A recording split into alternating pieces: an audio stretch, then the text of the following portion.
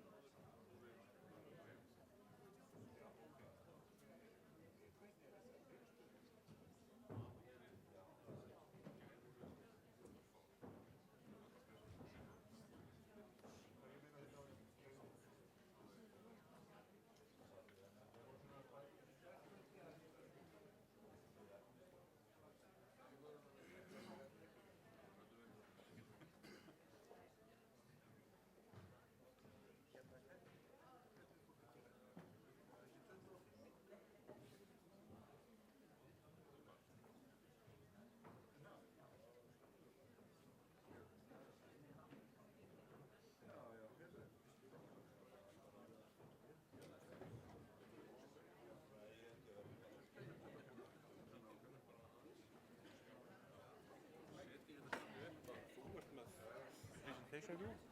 Já, Þá sérðu hérna nóturna þínar það sem í gangi og næsta. akkurat. Það bara síðan next. Já, hún kemur næstu. Kemur svona. Já, akkurat. Og ef þú vilt leysirbendil þá var hann hérna. Já, En þú veist, þetta er þannig að taka hérna græna. Þetta er sikkert tæki, það er þessi hérna. já. Ef þú þarft það. Ef ég þarf, já, Einhverjar það getur myndir verið. Gæti verið, já. Hefur bara glæsilegt. Takk að þér.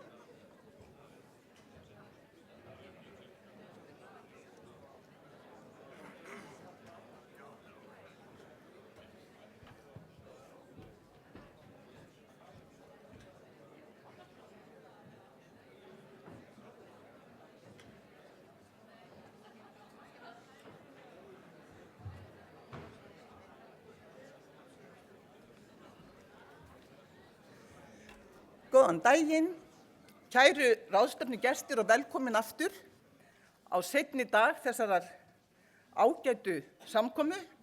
Ég sjálf var mjög ánægð með gærdaginn, ég vona það eigi við ykkur líka. Nú höldum við áfram, fram að hádegi verða 3 erindi og þau verða heldur lengri. Þakkaði fyrir Magnús Tuma að benda mér á það, ég hefði rekið hann með harðri hend og pont eftir korter en hann á 25 mínútur. Það er svo erfitt að vera fundarstjóri, ég geti sagt ykkur. Svo þau verða heldur lengri, heldur en í gær og eins eftir hádegi þá verðum við með 3 erindi og síðan pallborð og opið fyrir athugasemdir, ábendingar, spurningar úr sal. Fyrstur á mælendaskrá okkar núna í morgun er Hilmar J. Malmkvist, forstöðumaður Náttúruminjasafns Íslands. Hilmar er líffræðingur frá Háskóla Íslands og hann lauk doktorsprófi í vatnavistfræði við Hafnarháskóla 92. Hann veitti Náttúrufræðistofu Kópavogs forstöðu 20 ára skeið, eða fram til 2013, þegar hann var skipaður forstöðumaður Náttúruminjasafns Íslands. Hilmar hefur víðtæka reynslu af rannsóknum og ráðgjöf náttúru Íslands, einkum á sviði vatnavistfræði og jafnframt hefur hann látið til sín taka í málefnum náttúruverndar, meðal annars sem einn helsti hvatamaður að stofnun náttúruverndarsamtaka Íslands og stjórnarmaður þar árabil. Og ég man ekki betur en það hafi einmitt verið Hilmar sem átti hugmyndina stofnun þjóðgarðs á miðhálendinu fyrir svona 20 árum síðan. Er það ekki þegar að svæðaskipulag miðhálendisins var kynnt í 97 eða eitthvað svoleiðis? Góð hugmynd á undan þinni samtíð, gjörðu svo vel.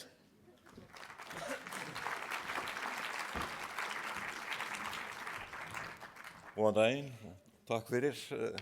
Jú, það kann að vera að ég hefi reifað þá hugmynd en hún er náttúrulega sprottin úr stærri hópi og þar á meðal þeirra sem komu að náttúruverndarsamtökunum. En fundastjóri og góðir ráðstefnugestir og Landvernd og Náttúruverndarsamtök Íslands og Náttúruverndarsjóðurinn, bestu þakkir fyrir þetta tímabæra og mikilvæga framtak sem snýst öðrum þræði að stofna þjóðgarð á miðhálendi Íslands. Ég var beðinn að víkja orðum að menntun, fræðslu og þekkingu og það ætla ég að gera.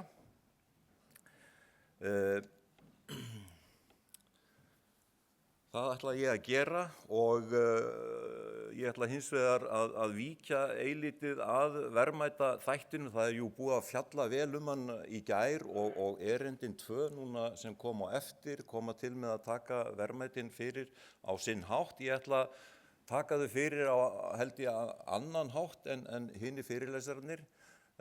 Ég ætla að velta fyrir mér betur hvað náttúran er að gera þarna upp frá. Ég ætla semst að taka fyrir vistfræðilegt orsaka samhengi eða tengsl. Ég ætla semst að velta fyrir mér öðru en þessu áþreifanlega, öðru en þessu sjónræna, því að það er ekkit síður mikilvægt, þessi vistfræðilega starfsemi sem á sér stað. Og það er kannski einmitt gott að snúa spurninginu upp á aðeins annan kant, það er að segja akkurat hvað gerir náttúran á miðhálendinu. Er hún fyrir einhvern, er hún fyrir mannin eða hvað? Þetta eru svona holla spurningar fyrir fólk að velta fyrir sér. Ég ætla að víkja eilítið að hvaða ógnir og hættur steðja að þessari auðlind upp á hálendinu og svo er það sem sagt þáttur þekkingar og fræðslu. Hver er staða þekkingar í náttúru á miðhálendinu. Ég víka aðeins að nýrri lagagrein í nýsamþykktum lögum, löngu tímabært, stofnun þjóðgarðs. Velti líka fyrir með gloppunum í þekkingunni upp á hálendinu og svo hvaða tól og tæki við höfum til þess að miðla fræðslu náttúruna. En ég vil áður en lengra er haldið fyrst kynna til sögunar svona grunnreglu sem ég held að sé mjög mikilvægt fyrir ráðstefnugesti og þjóðina alla að velta fyrir sér. Þetta er allan grunnreglu sem ég tel að sé hollt að ganga út frá í allri þessari umræðu náttúru auðlindir hálendisins. En það akkurat að tilvist þessara náttúru, hún er algjörlega háð verndun hennar. Ef hún ekki vernduð, þá erum við ekki að tala náttúrulegt svæði. Við erum að tala manngert og breytt svæði og eðli þeirra, slíkra kerfa annað heldur en náttúrulegra kerfa. Og svo það hin reglan að verndun felur í sér nýtingu. Þetta ljótur siður sem hefur tíðkast hérna í umræðinu þessi mál að slíta í sundur nýtingu og verndun. Þetta hérna sama hliðin á teningnum. Þetta eru tvær hliðar á sama peningi, getum við sagt. Ég vitna, það til dæmis gott dæmi hvernig verndun felur í sér nýtingu. Það jú að stór hluti af ferðamönnunum fer hálendið og horfir á hana. Hann ekki að gera á hlut náttúrunnar með beinum hætti. Þeir skipta sennilega mörgum tugum þúsunda sem gera þetta. Ég vitna þarna í aflareglu þorskinn og svæðalokanir, bara til að benda á þetta að nýting byggist einnig á verndun. Við þurfum einhvern veginn að koma fólki í skilning, sérstaklega held ég stjórnmálamönnum sem tíðrætt það að stilla þessu upp sem andstæðum, sem tveimur andstæðum á einhverjum ási. En miðhálendið, það kannski ágætt að velta fyrir sig hvernig við skilgreinum miðhálendið og það eru mismunandi leiðir til þess. Í svæðisskipulaginu sem eiginlega rann út í fyrra, svæðisskipulag hálendisins 2015, að þá var miðað við mörk heimaland og afrétta, en svona í náttúrufræðilegum skilningi þá gjarnan miðað við 400 metra hæðamörkin og þá erum við með eina 40.000 ferkílómetra undir á miðhálendinu en 60.000 ef við förum út fyrir það. Þannig að við erum með geysilega mikið flæmi sem við getum skilgreint sem óbyggðir og þarna sjáum við tilvitnun í nýju náttúruverndarlögin á hvernig óbyggðir eru skilgreindar og sú skilgreining ágæt. En þetta geysilega víðáttumikið flæmi og eftir því sem mér skilst þetta stærsta óbyggða víðerni í Evrópu. Ég held að Karpatafjallasvæði sem eru 10.000 ferkílómetrar, það sé það næststærsta. Það kann að vera að eitthvað fyrr Sovétlýðveldið, ég held að það sé Komi, sé stærra, en það ekkert vitað hver staðan á þeim víðernum. Þannig að þarna geysilega auðlind undir og þetta kort hérna með þessum litamerkingum, annars vegar sjáum við útbreiðslu á Hélumosa á norðaustanverðu landinu og svo það Gamburumosinn, þessi blái, en mosinn einmitt ein af þessum helstu einkennisgróðurtegundum hálendisins og óvíða að finna í raun og veru í þessum mæli og Þóra Ellen kemur til með að víkja því sennilega betur og eftir. En eilítið svona helstu einkenni eða sérkenni náttúrunnar á miðhálendinu og eins og ég segi, aðrir fjalla betur þetta, ég ætla ekki að eyða miklum tíma í þetta, en það náttúrulega í fyrsta lagi umfang þessara víðerna sem auðlind í sjálfu sér. Það ekki síður þessi stórkostlegi fjölbreytileiki í sjónrænni ásýnd hálendisins með alla sinn fjölbreytileika í gerð eldfjalla, þetta stórkostlega samspil elds og ís og sérstæðan felst kannski fyrst og fremst akkúrat í þessu að líklega hvergi annars staðar á þessari jarðakringlu finnum við þetta allt saman á sama stað nánast og með svo víðan sjóndeildarhringinn. En það ekki síður þessi auðlind sem friðsældin og kyrrðin og róin og ég bæti þarna við hugtökum eins og hlutleysi og frelsi og ég held að þetta sé það sem heillar fólk og dregur það svo upp á hálendi því að þarna blasir við okkur sköpunarverk náttúrunnar, þarna ekki verið að troða upp á okkur einhverjum meðvituðum stíl hönnuða eða byggingarlistafræðinga eða ráðherra þess vegna. Það á heima annars staðar, það á ekki heima á hálendinu, en frelsi felst akkurat í þessu að formin, þau eru ekki sköpuð með einhverjum meðvituðum tilgangi. Þetta allavega svona til íhugunar. Nú, ég ætla semst ekki að tíunda meira sérkenni og einkenni í náttúrunni, þau eru fjölmörg og miðhálendi skiptir semst varðandi til dæmis dýralífríki miklu máli sem afdrep og búsvæði, og ef þessi svæði eru ekki fyrir hendi, þá værum við jafnvel ekki að tala tilvist marga tegunda hér á landi. En nánar þessi vistfræðilegu tengsl eða orsakasamhengi, að ég ætla að taka svona 2 dæmi, en ég tek þessa dæmi gróðurinn annars vegar, og það semst mosi, og hins vegar ætla ég að fjalla eilítið betur straumvötnin.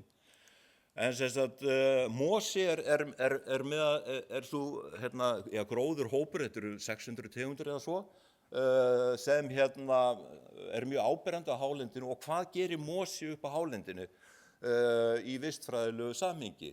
Jú, hann tengist kolefnisbindingu og þar af leiðandi hann liður í gróðurhúsaáhrifum á jarðarkringlunni, ekki bara Íslandi. Hann bindur næringarefni, hann temprar hita, hann búsvæði fyrir urmula af lífverum, örverum, hryggleysingum og hryggdýrum líka. Og kemur við sögu varðandi mengandi lofttegundir og skiptir heilmiklu máli. Hann oft samhangandi þekja eða eins og hjúpur millilag milli jarðvegs, bergs og svo loftsins, og stýrir efnaflæðið þarna á milli. Þessi mynd semst af Landmannaafrétti, og við sjáum bjalla þarna í baksýn, og þetta hélumosi sem þekur eiginlega alveg yfirborðið. En að straumvötnunum, hvað gera straumvötn upp á hálendinu? Annað en að heilla okkur með beljanda sínum og hávaða. Jú, þetta eru einslags slagæðar í hjartanu sem færa efni og orku í sjávarvistkerfið.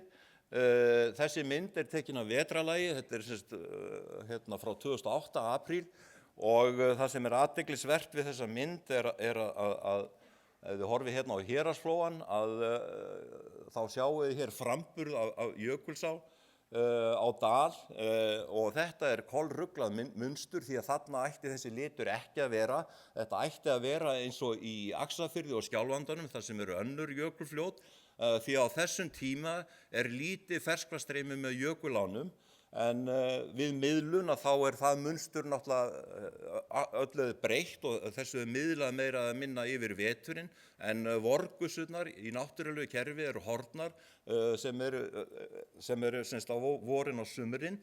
En þetta ferskvatn skiptir öllu máli við myndun svokallað strandsjávar, og í honum þrífast meðal annars nytjafiskistofnarnir, og þetta létta yfirborðslag strandsjórinn, hann hvílir semst á eðlisþyngri söltum sjó, og það heldur þörungunum í svifi. Þeir fá nægan næga birtu og næringarefni með framburðinum til þess að blómstra, sem aftur orðið að fæðu fyrir þorsklirfurnar, og það vill bara svo til að tímasetningin passar algjörlega saman fyrir ekki bara þorskstofninn heldur ýsu og fleiri, að þeir fá fæðu agnirnar á réttum tíma og réttri stærð, en þetta munstur það skorið á það með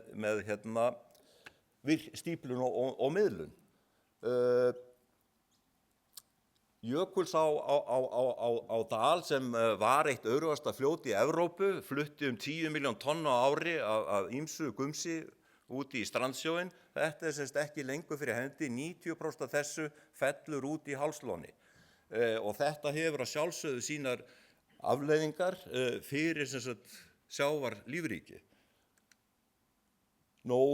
Það verið gerðar fyrstu athuganir og rannsóknir á tengslum umhverfisbreyta við þorskstofninn, og kannanir benda til þess að breytileikan í nýliðun stofnsins megi fyrst og fremst skýra út frá tveimur breytum, það annars vegar stærð hrygningarstofnsins og svo magni ferskvatns að vorlagi við Vesturland.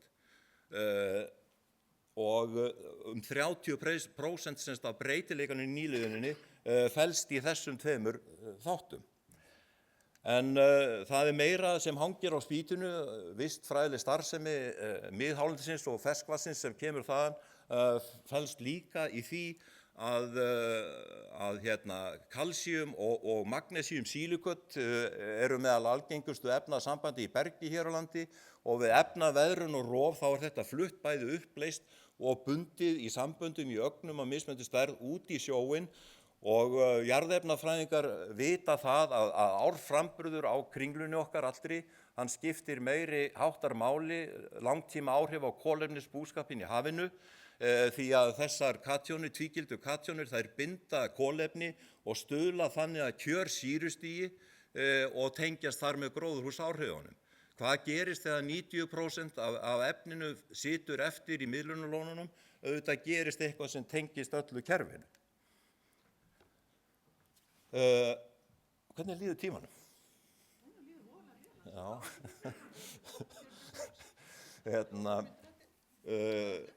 Já, ég ætla ekkert að dvelja mikið við þetta, en mér finnst gott að bregða þessari glæru fram og hérna hef ég tekið það sem að mínu mati svona helstu aðsteðjandi ógnir við náttúru miðhálendisins og það eru kannski fyrst og fremst tvö efstu atriðin, það að segja vegagerð og virkjanir með tilheyrandi framkvæmdum sem eru svona stærsta vandamálið sem horfið við núna og hefur verið undir það síðasta. Kannski ekki síst vegagerðin með sínum 90 km hönnunarhraða kröfu og staðli, uppbyggðir beinar línur sem skera þessa víðernis ásýn og með tilheyrandi hávaða og hraða og ryki. Þetta er virkilega slæmt.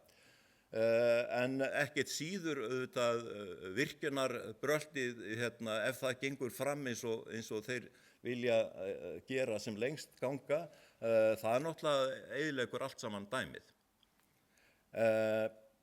Og við þurfum auðvitað einnig að huga vel að þróun ferðaþjónustunnar því að álag á hennavöldum á hálendinu er þegar orðið mikið og þarf að grípa til ráðstafana. En að þekkingunni og mikilvægi hennar, forvitni er náttúrulega manninum eðlislæg og djúpstæð og þekkingaleit er jú leit að svörum við spurningum og galdurinn er bara að spyrja réttu spurningana. En við nýtingu hverskins auðlinda náttúrulegra í dag, þá gerum við þá kröfu að hún sé byggð á vísindalegum gögnum, að það sé vísindalegri aðferðafræði beitt við nýtingu þeirra, að við þekkjum gerð og eðli auðlindarinnar, þolmörk hennar og svo framvegis. Og ef okkur skortir upplýsingar, þá getum við ekki lengur skákað í því skjólinu að láta allt vaða því eitthvað vantar upp á.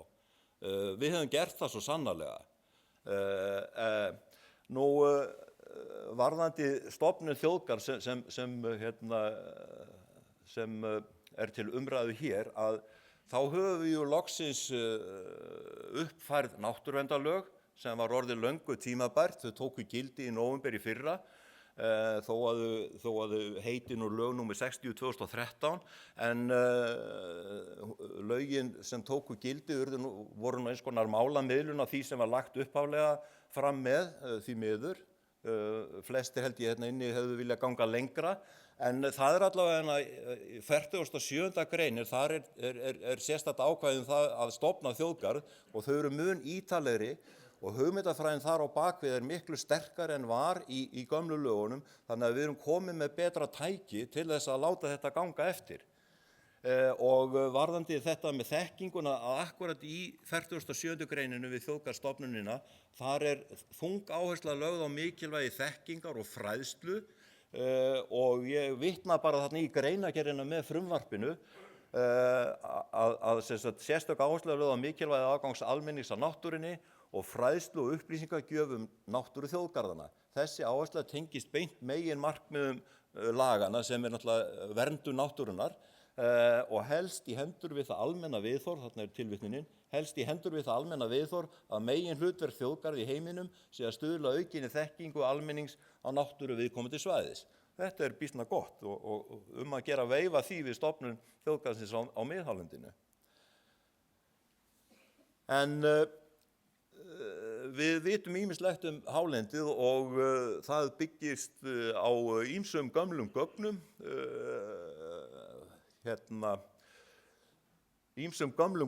og núna eftir að rammaáætlun fór af stað 99 að þá hefur svona bæst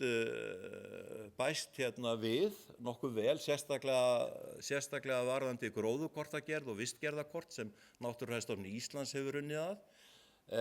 En ég vil líka nefna mjög þarft og mikilvægt verkefni sem eru rannsóknir og athuganir á landslagsþættinum og Þóra Ellen og fleiri hafa leitt sem hefur, veit ég, breytt miklu varðandi niðurstöðu rammaáætlunar, núna þá nýjustu, en það eru ýmsar gloppur og það má kannski segja að eins og ég var að víkja að með tengslin milli hálendisins og hafsins, að þær rannsóknir eru bara algjörlega í burðarliðnum. Við höfum ekkert sinnt þessum ferlum eða vistfræðilegum tengslum að neinu marki.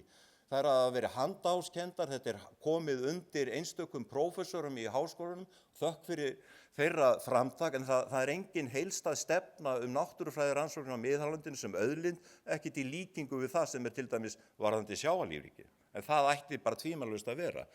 Þetta bara að renna upp fyrir okkur hvílík auðlind miðhálendið er.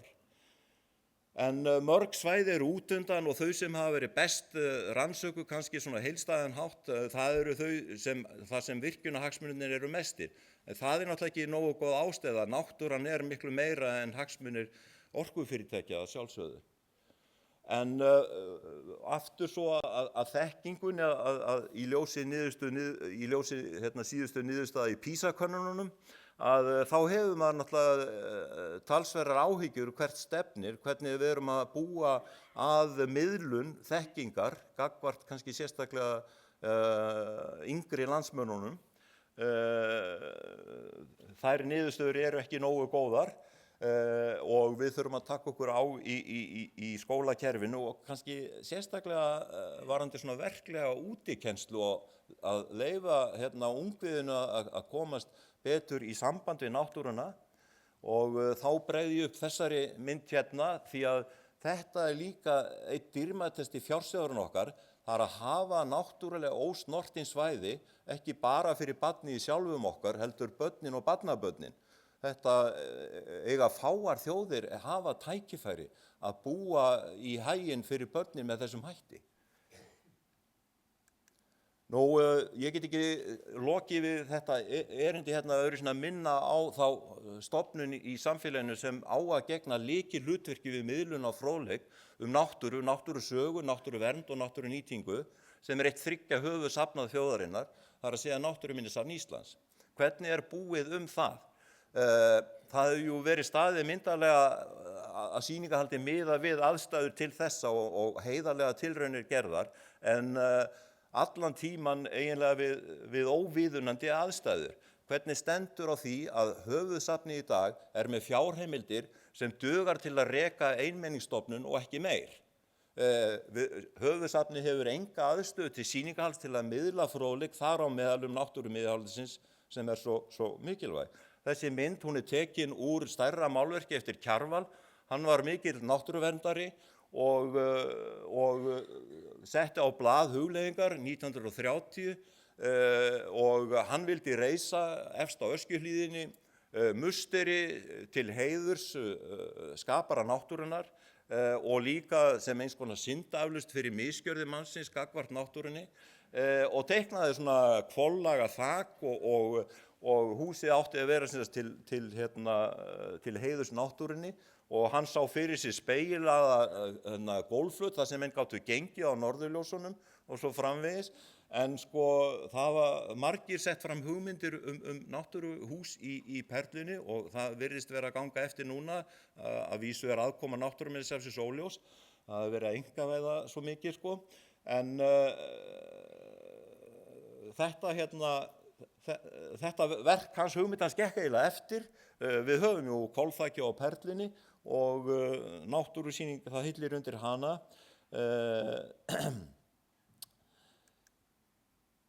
Og svo það að lokum að í þjóðgarðs, í 47. greininni stofnun þjóðgarðs, þá tekið fram að þar megi ekki ráðast í athafnir eða framkvæmdir sem hafa varanleg áhrif á náttúrusvæðisins. Og ég bregði þessari mynd fram, hún sem sagt tekin á Skrokköldu og þið sjáið nyrðri Hágöngu.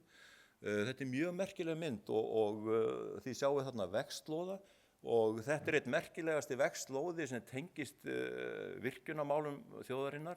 Þetta vegslóðin frá Sprengisandsveginum og yfir að Hágöngu. Og ég get sagt ykkur það að ég kom þarna að máli sem eftirlitsráðgjafi Náttúruverndar ríkisins fyrir 20 árum þegar var verið að hefja framkvæmdir þarna. Að þá var Landsvirkjun með teiknaða línubeina frá Sprengisandi og beint yfir í Hágöngu, uppbyggður vegur stundum 10-15 metru yfir landi.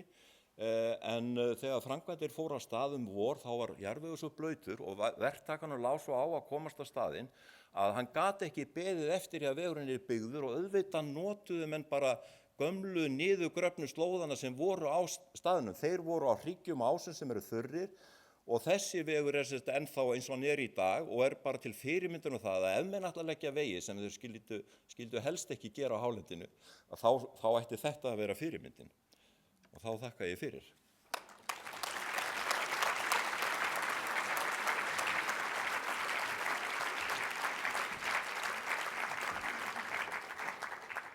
Kærar þakkir Hilmar. Ég held við bíðum með spurningar og samtöl þar til seinna í dag þegar tíminn líður hratt. En punktið hjá ykkur þær hugleiðingar sem að vakna. Næst á mælendaskrá okkar prófessor Þóra Ellen Þórhallsdóttir sem prófessor í grasafræði við líf- og umhverfisvísindadeild Háskóla Íslands. Þóra Ellen hefur eins og alþjóð veit stundað umfangsmiklar rannsóknir á hálendi Íslands, meðal annars vistfræðirannsóknir í Þjórsárverum árabil, rannsóknar á íslenskum sífrerarústum, kortlagningu á útbreiðslu æðplöntutegunda og síðust ár hefur hún ásamt fleirum stýrt rannsóknum á blómgunartíma plantna, meðal annars á miðhálendinu. Þóra Ellen hefur, einkum í samvinnu við Þorvarð Árnason, stýrt viðamiklum rannsóknum á íslensku landslagi, sjónrænum einkennum þess og á flokkun íslensks landslags. Þóra Ellen hefur ferðast mikið hálendi Íslands og meðal annars verið leiðsögumaður í gönguferðum fyrir Ferðafélag Íslands og við bjóðum hana velkomna í pontu.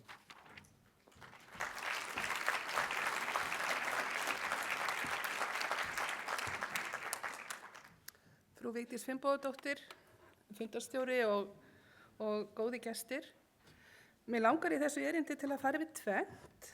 Annars vegar að greina og kortleggja afmörkuð verðmæti á hálendinu og sérstaklega þau líffræðilegu og hins vegar að ræða verðmæti landslags. En þó að hálendi sé ekki tegundaauðugt þegar á heildina í litið eru þar verðmæt vistkerfi. Nokkur eru fágæt á heimsvísu, önnur eru líkt snortin af umsvifu mannsins, sums staðar hjara síðustu leifar áður mun víðáttumeira grófins lands. Gróðurvinjar og heiðarlönd geyma verulegan hluta að líffræðilegri fjölbreytni hálendisins. Gróðurvinjarnir eru marga tengdar lindum. Lindavatnið er óendanlega dýrmætt fyrir gróður, fugla, vatnalíf. Það skapar fjölbreytni og fegurð í landslagi og það er líka efnahagslega verðmæt auðlind, eftirsótt í heimi þar sem æ meiri skortur er á hreinu vatni. En til að víkja fyrst að fágætu vistkerfunum. Flæðiengjar eru votlendi sem myndast þar sem stór fljót kvíslast flatlendi og skilja eftir sig framburð og Hilmar vék einmitt að þessum stóru fljótum og framburðunum áðan. Svona vistkerfi eru meðfram mörgum helstu stórfljótum heims og helst nálægt ósonum. Tilveru grundvöldu þeirra er vatnið, framburðurinn og árstíðabundin flóð. Þau eiga það sameiginlegt að vera ákaflega frjósum og veita margháttaða vistkerfisþjónustu. Og mörg þéttbýlustu svæði jarðar eru einmitt á svona ósasvæðum, getum bara tekið Bangladesh sem dæmi. Á Íslandi eru flæðiengjar einkum meðfram jökulám og langvíðáttumestar eru þær við héraðsvötnin í Skagafirði og þær eru aðallega á láglendi en þær eru á 3 stöðum á hálendinu, allstaðar nálægt upptökum vatnsins framan við jökla, við Hvítárvatn á Kili, í Þjórsárverum og við Eyjabakka. Verndargildi þessara svæða er mjög hátt, einkum vegna sérstæðs gróðurfars og auðugs fuglalífs, en landslagsgildið er líka mikið, þar sem þau mynda svona sterka andstæðu, það eru hvítir jöklar, gróskumikil og græn engi og stórar jökulkvíslar. Og þetta eru líka mjög fágætt vistkerfi, það er einfaldlega búið að raska flestum víðáttumiklum svæðum af þessum toga til dæmis í Evrópu. Nútíma hraun, það er að segja raun runnin á síðustu 10.000 árum, þekja 10% landsins. Gróðu framvindan í þeim er talsvert ólík eftir landslutum, þannig að á Suðurlandi þar sem er mikil úrkoma verður mosinn hraungambri sem að almenningur kalla nú oftast bara grámosa ríkjandi, en það ber miklu minna á honum þar sem er þurrara norðanlands. Á hálendinu hins vegar verður ákveðin flétta sem að við kallum hraunbreyskingur og ber latneska heitið Stereokálon Vesúvíanum ríkjandi eða minnstakosti áberandi í bland við mosann. Svona fléttugróin hraun þekkjast utan Íslands. Þau eru til dæmis á eyjunu Lanzarote á Kanaríeyjum og þau eru þekkt á Ítalíu og merkilegt nokk er það sama fléttan sem að verður áberandi þar.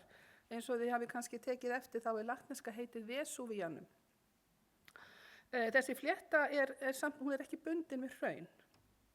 En svona fléttuvaksin hraun eru fágæt á heimsvísu og Náttúrufræðistofnun Íslands hefur metið verndargildi þessara vistkerfa mjög hátt.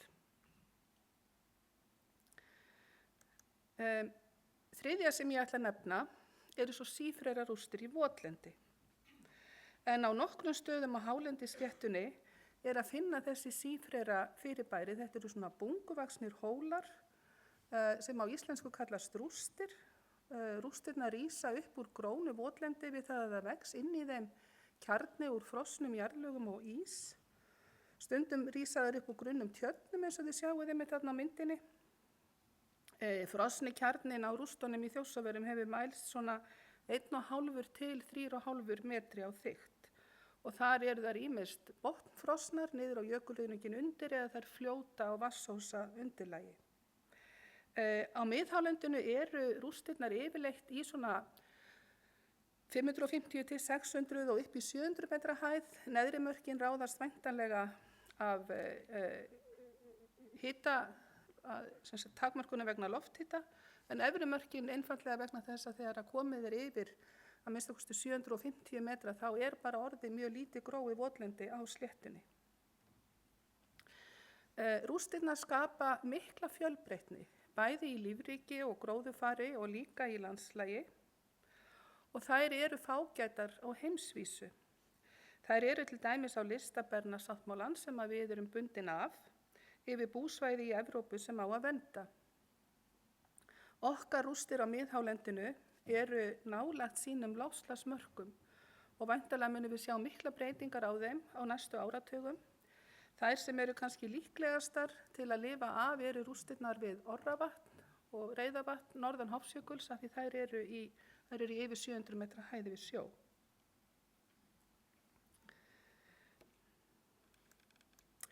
Næst ætla ég svo að víkja að jarðhitasvæðunum. En á Íslandi eru eitthvað í kringum 20 jarðhitasvæði, öll á gosbeltinu og flest á miðhálendinu. Og þarna lifa sérhæfðar örverur sem þola háan hita, jafnvel yfir 100 gráður á Celsius. Og þessi ævafornu vistkerfi er bara að finna á fáum stöðum. Rannsóknir, einkum á vegum Matís og Sólveigar Pétursdóttur, hafa sýnt að örveruflóra íslensku háhitasvæðana er mjög fjölbreytt. Í öðru lagi að það er verulegu breytileiki í tegundasamsetningu örveruflórunar milli svæða. Sum svæði hafa til dæmis, þar hafa fundist margir áður óþekktir hópar af örverum.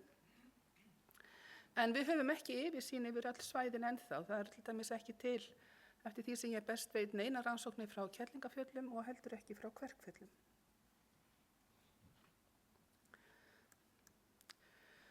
Þá langar mig til að víkja að því sem ég kalla lítt snortin vistkerfi. En nú er það þannig að næstum allt Ísland ber merki langvarandi og þungrar búfjárbeitar.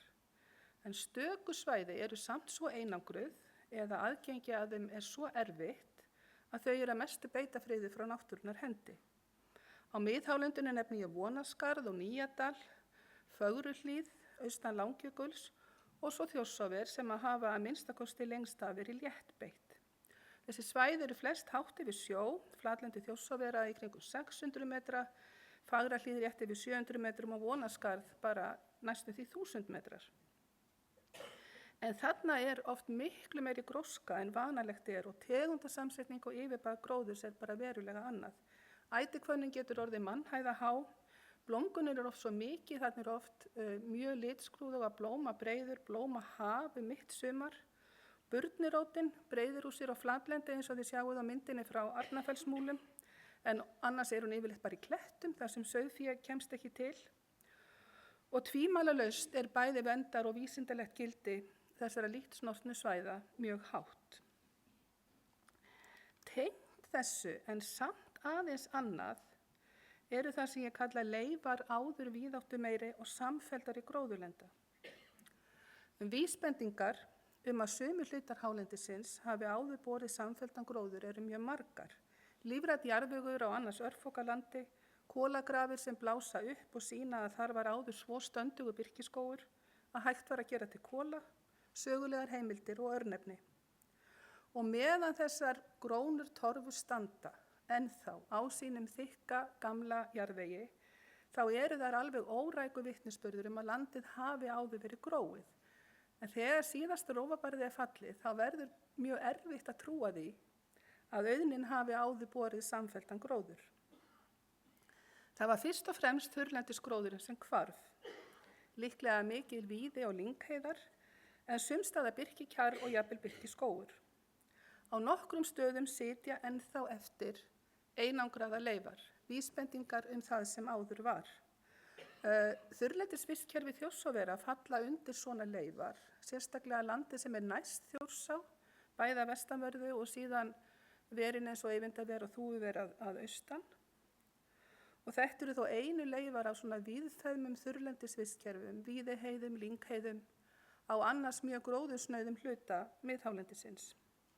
Og aðrir staðir eru til dæmis Karlsdráttur við Hvítárvatn og Kili, Bæjarlöndin sem að liggja langt suðvestur af Möðrudal og Fjöllum og raunar fleiri gróðublettir á Hólsfjöllum og Möðrudalsöræfum. Og svo verður að nefna líka Vesturöræfi, landið sem að hluta til fór undir hálslón Kárahnjúkavirkjunar. Og þessi svæði geta sagt merka sögu, gróðurs- og umhverfisbreytinga og þau geta verið lykilsvæði fyrir náttúrulega gróðurframvindu og verndun líffræðilegrar fjölbreytni eins og Hilmar nefndi hérna áðan. Svona tengt þessu má nefna að svona á örfáum stöðum hjara pínu litla leifar af birkiskógum eða kjarri langt inn í landi.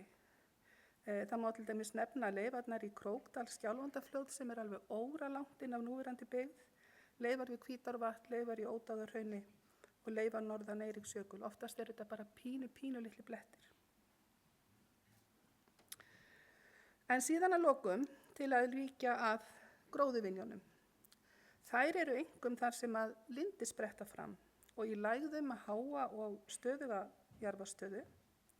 Gróðurfarið endurspegla beitarálag, en það sem að landið er friðað eða léttbeitt vaksa tegundir eins og ætihvönn, gulvíðir, loðvíðir, blágresi, brennisóleyjar, maríustakkur í bland við fleiri jurtir. Af þessum vinjum má nefna Herðubreiðarlindir, Hvannalindir, fleiri gróðubletti í vestujaðri Ódáðahrauns og síðan einangruðu verin austan Þjórsár, eins og Háumýrar, Stóraver, Illaver, sem teljast þeirra hluti af Þjórsárverum. Þessar gróðuvinjar eru mikilvægi kjarnar fyrir líffræðilega fjölbreytni. Þær eru plöntur, fuglar og smádýr sem að þrífast ekki á auðnunum í kring. Þær eru hlýlegt athvarf með fuglasöng og klið af rennandi vatni. Þær eru líka mikilvægur hluti af okkar menningarsögu. Þarna voru áfangastaðir á leiðum yfir hálendi til forna. Þarna voru reistir gánamannakofar og seinna fjallaskálar.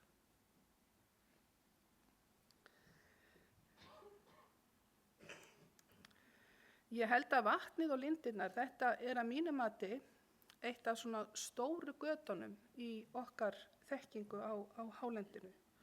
Eftir því sem ég best veit er ekki til nein svona ítaleg og heildstæð samantekt íslenska lindir og það hefur bara nánast ekkert verið skrifað sérstöðu íslenskra lindarsvæða í hnattrænu samhengi. En samt kann það að vera þannig að 8 af 10 mestu lindarsvæðum jarðar eru á Íslandi.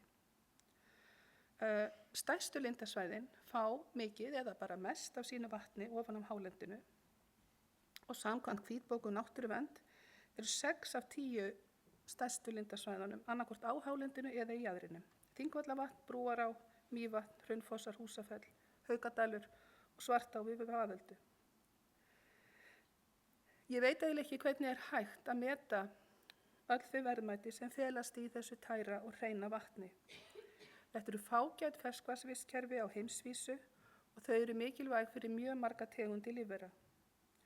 Þetta tæra og fossandi vatn er nátengt þeirri sérstöku upplifun sem við tengjum við hálendisvinjarnar og lindirnar eru mikilvæg undirstaða þeirrar fjölbreytni sem þar er.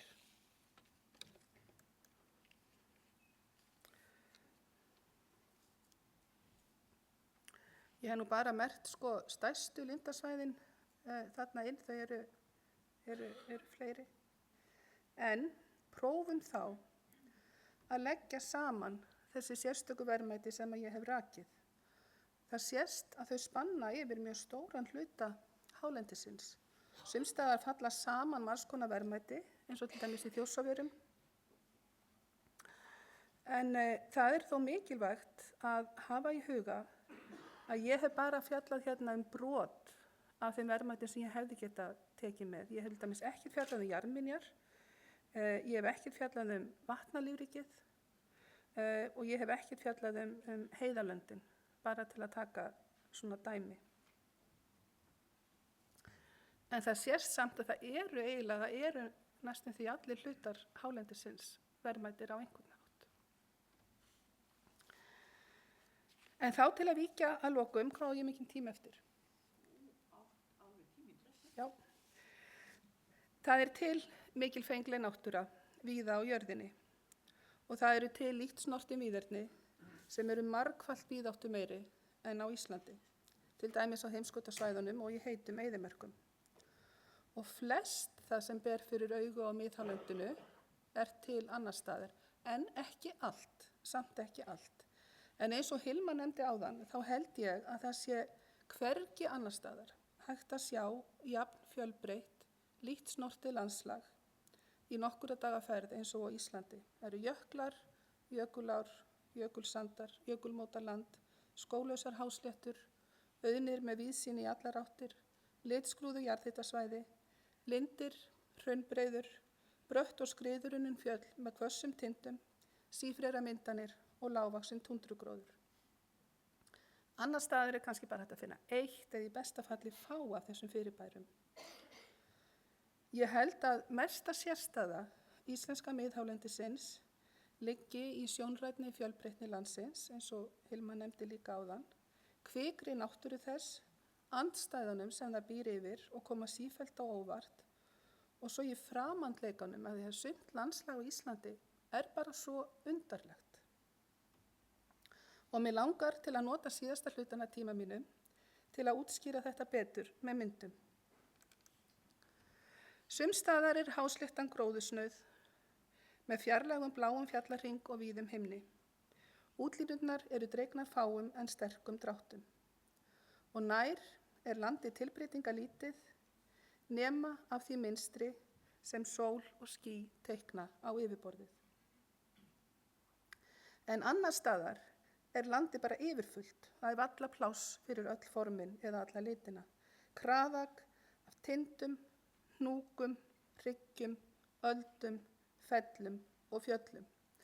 Og það er einmitt svona land þar sem maður getur aldrei fundið rétt fjöll á korti.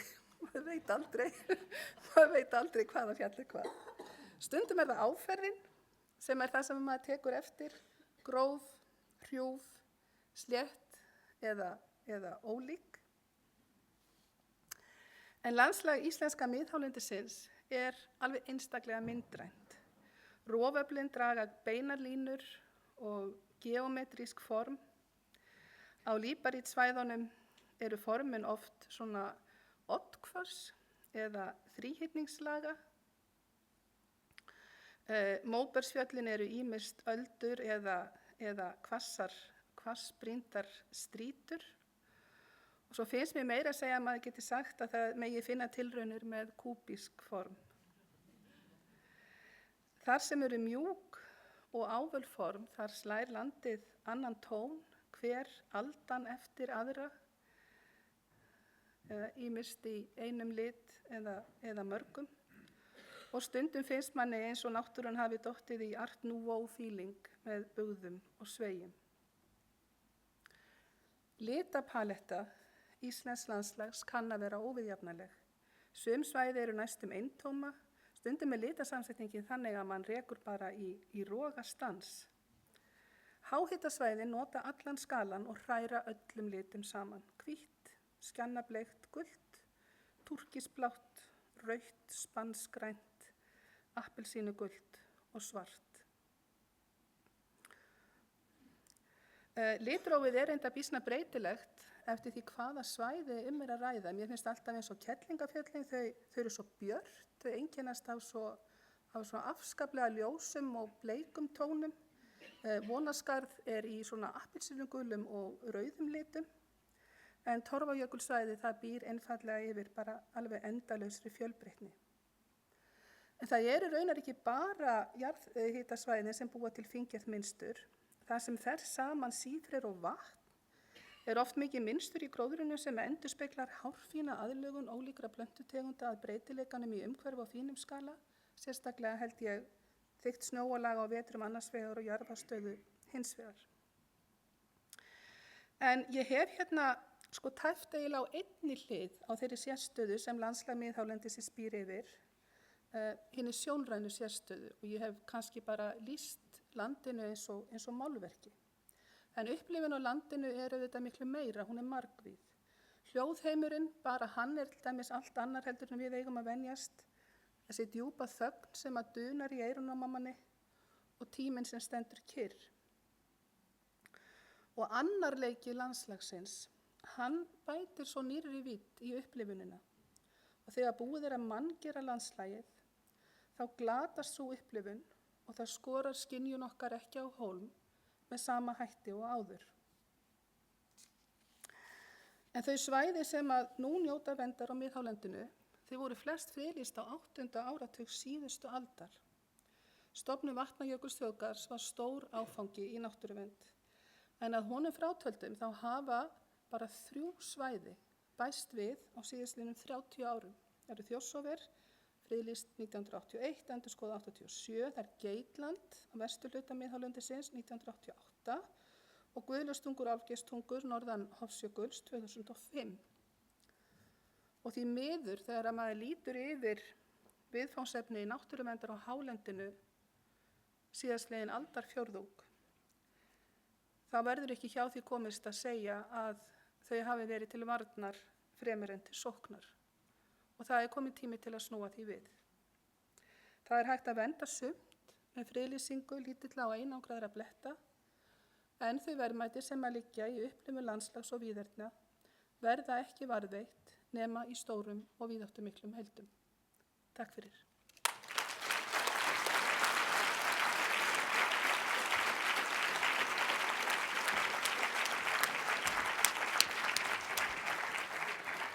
Kærar þakkir fyrir þetta frábæra erindi, Þóra Ellen, og fyrir þessar dásamlegu myndir og fyrir að setja þetta allt í samhengi fyrir okkur. Það hefði einhverjir á orði við mig í gær eftir fundin að aumingja fundarstjórinn sæti bara í þunglindi og horfði bara niður í góltæpið. Ég verði að vekja athygli, það er skjár hérna sem ég er að horfa á. Þeir áttu bara að vona því ég verði að senda SMS á símanum mínum eða eitthvað. Nei. Næstur er Magnús Tumi Guðmundsson, prófessor í jarðeðlisfræði við Háskóla Íslands og eiginlega holdgervingur eldgosa á landinu. Hann hefur lengi unnið að eldgosarannsóknum eins og við vitum og hvernig bregðast skuli við eldgosavá.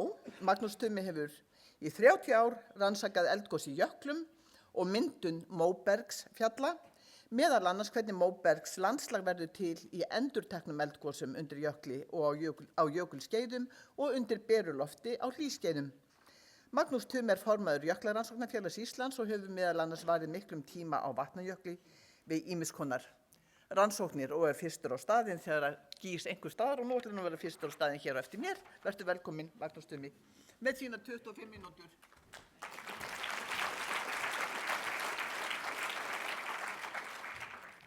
Já, komið sæl og ég þakka fyrir að fá að tala hér á þessu frábæra málþingi. En eiginlega finnst mér ekki að þurfa að segja neitt meira. Þóra Ellen bara súmmeraði þetta allt upp og í sínu frábæra erindi en ég ætla líka að segja það að ég ætla að tala jarðminjar eða jarðfræði og svona hálendi Íslands á heimsvísu. Jarðfræðin það má alveg færa rök fyrir því að jarðfræðingar eru ofta ekkert barnanna bestir. Þeir eru að gleðjast oft mikið í hjarta sínu þegar búið er að gera veg sem sker vel í jarðmyndanir, þá komast þeir að þeim, sérstaklega í útlöndum, minna hér á Íslandi því að hér er ekki gróðurinn að skemma fyrir eins og sumir kollega mínu segja. Og jarðfræðingar til dæmis, ég veit að það þykir gríðarlega afturför hafa orðið á skógasandi síðan hann var ræktaður upp því nú sést ekki sandurinn og þessi dásamlega gjóska sem barst fram í skógagjóskan sem barst fram í hlaupinu þar. Þannig að viðhorfin eru margs konar og hagsmunir margir og það má færa rök fyrir því að jarðmyndum þó að búið sé að moka öllu frá sem í kringum hann og jafnvel hún standi á eyju út í uppistöðulóni. En einhvern veginn það nú svo að þetta verður allt ósköp klent þegar búið að eyðileggja landið. Og þannig að gildi svæða, þó að hægt sé að varðveita jarðmyndun eins og hljóðakletta og setja hótel allt í kring og setja stétt þar allt alveg að, það nú bara ekki alveg það sama eins og þegar það úti í náttúrunni. Nú ekkert að þessu ætlaði ég nú að segja í mínum 25 mínútum en einhvern veginn þá byrjar þetta svona. En einhvern veginn það svo að það voru mikill snjór á myndunum sem ég tek en það bara verður að hafa það. Og þessi myndum tekin reyndar í september en þetta eftir stóra hreti þegar 8.000 kindur dóu fyrir hérna drápust. En það var alveg óskaplega fallegt veður eftir óveðrið. Nú, Ísland einstakt á heimsvísu. Eldvirkni mjög víða, eins og komið fram í ágætum frábæri erindi sem verið hérna undan, þá má finna hliðstæður mjög víða fyrir mörgu sem á Íslandi er. Víðerni, það eru margir staðir á heiminum eins og Þóra Ellen bent á sem við höfum miklu meira í víðerni eða hvað sem bara það sem vítt til lofts og vítt til veggja og hvergi sést neitt nema óspillt náttúra. Og jöklar eru víða þó þeir séu óvíða eins mikið að þeim eins og mikið jökla eins og hér. En, og eins og komið hefur fram, og það bara best að koma með niðurstöðuna strax, að sú jarðfræðilega og landfræðilega heild sem að gliðnun landsins, landreikið, jöklarnir, eldvirknin og lífríkið hafa myndað, hún þetta samanlagt á sér enga beina hliðstæðu í heiminum. Það má segja að sé hægt að leita alls staðar en til dæmis ég bara legg til að þau trúið mér ekki, farið þá um Google Earth og eigið svona 3 dögum í að skoða það og þá vitið þetta. Og ég ætla að nota Google Earth hérna töluvert. Nú, hér er landið og það er, og hér hefur hálendið svona mestuleyti teiknast býsna vel sem hvítur flötur. Það er að vísu norðan Vatnajökuls, það er eyðimörk að hluta til vegna þess að úrkoma er svo lítil og þar þó að fjöllin séu sem hæstu fjöll landsins þar, þá er úrkoman svo lítil að það myndast ekki jöklar. Engin jökull á Herðubreið, nærum þó upp í tæplega 1700 metra hæð. Nú, þessi jarðfræðilega sérstæða Íslands, ef við svona förum aðeins í hana, að þá er þarna, hér sjáum við Ísland situr í miðju Norður-Atlantshafi, byrjaði að myndast fyrir 60 milljónum ára við það að Grænland og Skotland og Írland, það slitnaði þar í sundur og þá fór af stað mikil eldvirkni sem ekki sér fyrir endan á og sama eldvirkni og er núna í gangi á Íslandi myndar stórar hraunbreiður á Austur-Grænlandi og í Skotlandi og Norður-Írlandi. Og landið hefur farið stöðugt stækkandi og það eru sennilega góðar fréttir og er núna, þið sjáu það fyrir 10 milljónum ára hefur landið verið bara brota því sem er í dag. En það sem er mótalandið er eldvirknina einum hluta en það er hnattstaðan sem hefur mótað, sem hefur búið til þessa miklu sérstöðu því að svona keimlíkt landslag svona í stórum dráttum finnum við í Sigdalnum, finnum við í Austur-Afríku og þess vegna á Hawaii og fleiri stöðum, þar sem að basalthraun eru ríkjandi. En það er þetta samspil loftslagsins og hnattstöðunar og eldvirkninnar sem býr til það fyrirbæri sem Ísland er. Og Ísland liggur á mörkum heitra og kaldra hafstrauma. Ef við förum á sama stað á suðurhveli, þá er þar eilífur jökull og jöklakelfir og við þurfum ekki einu sinni að fara á sama stað á suðurhveli, við þurfum bara að fara til Grænlands sem er þar sem að jöklarnir ná í sjó fram, enda borgarísjaka. Það er vegna þess að heitir hafstraumar ná ekki að marki að Grænlandi nema svolítið þarna á Vestur-Grænlandi. Nú, svo höfum við jökla og þeir eru ekki síst í gosbeltinu og á Suðausturlandi þar sem úrkoman er mest. Við sjáum, ef við berið saman þessi 2 kort þarna til hægri, að þá sjáum við að úrkoman sem eru dökku bláu litindir, þeir eru langmestir þar sem jöklarnir eru og þar sem jöklarnir eru hæstir. Og þetta er gríðarlega mikil úrkoma, upp í 8000 millimetra ári. Það er 800 hér í Reykjavík, fólk heldur að það rignir svo mikið í Reykjavík, það er algjör misskilningur. Reykjavík er með þurrari stöðum á landinu. Það er bara vegna þess að það er svo þurrt og Akureyri og það er slóður að menn halda þessi mikið rigning í Reykjavík.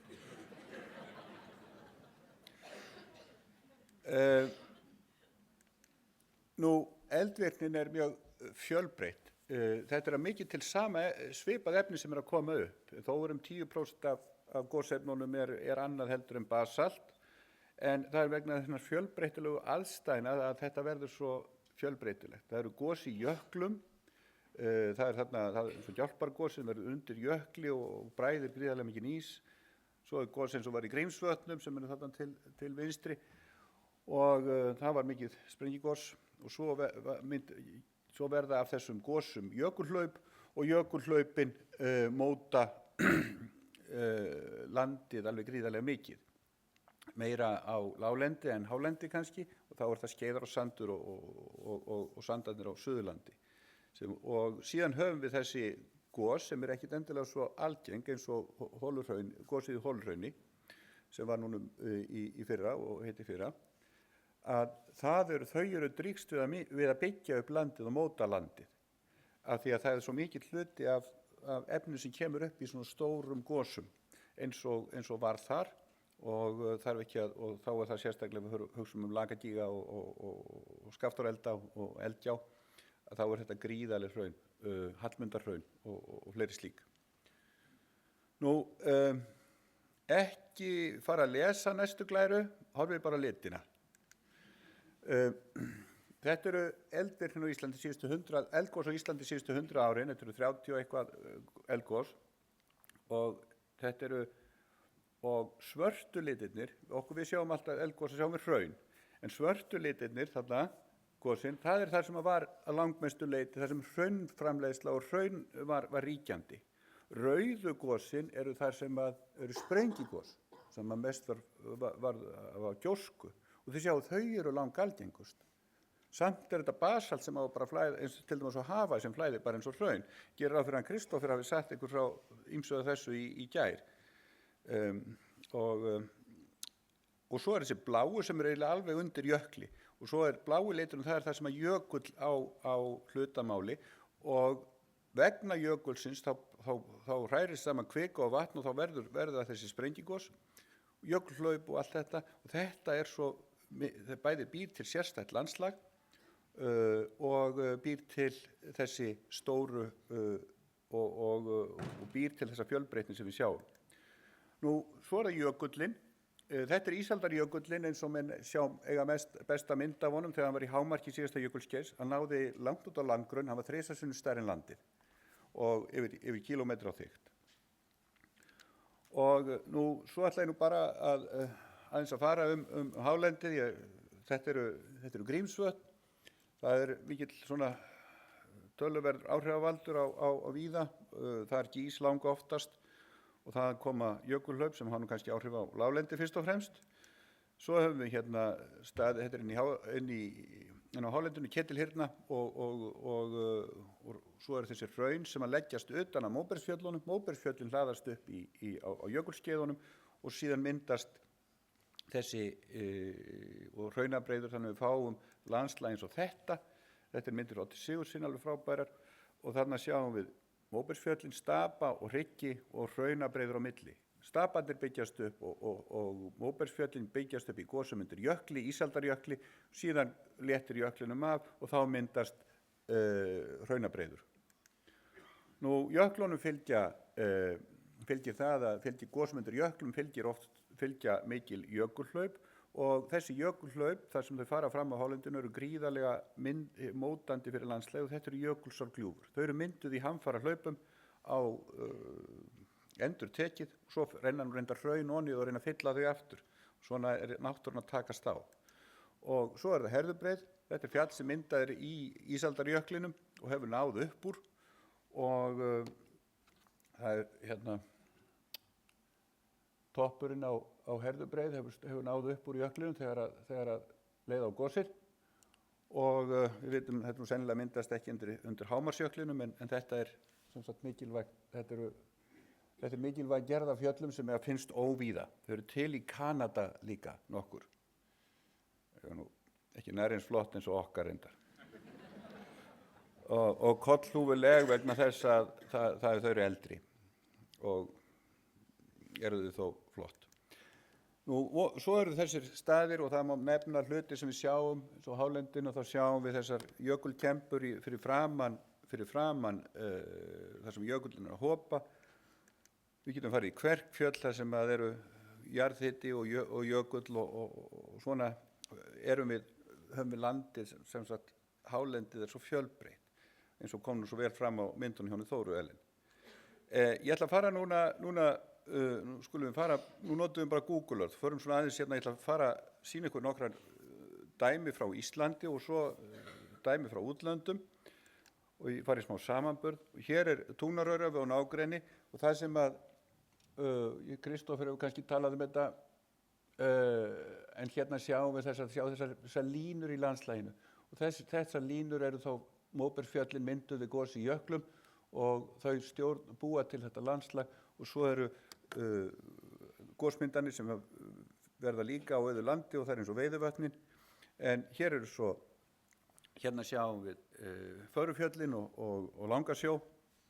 Það var nú reyndar þannig að Langisjór var jökulvatn fram yfir 1950 og fram yfir 1960 svo hoppaði jökullin og áin fór að renna framhjá og nú er þetta fallegasta bergvatn á landinu.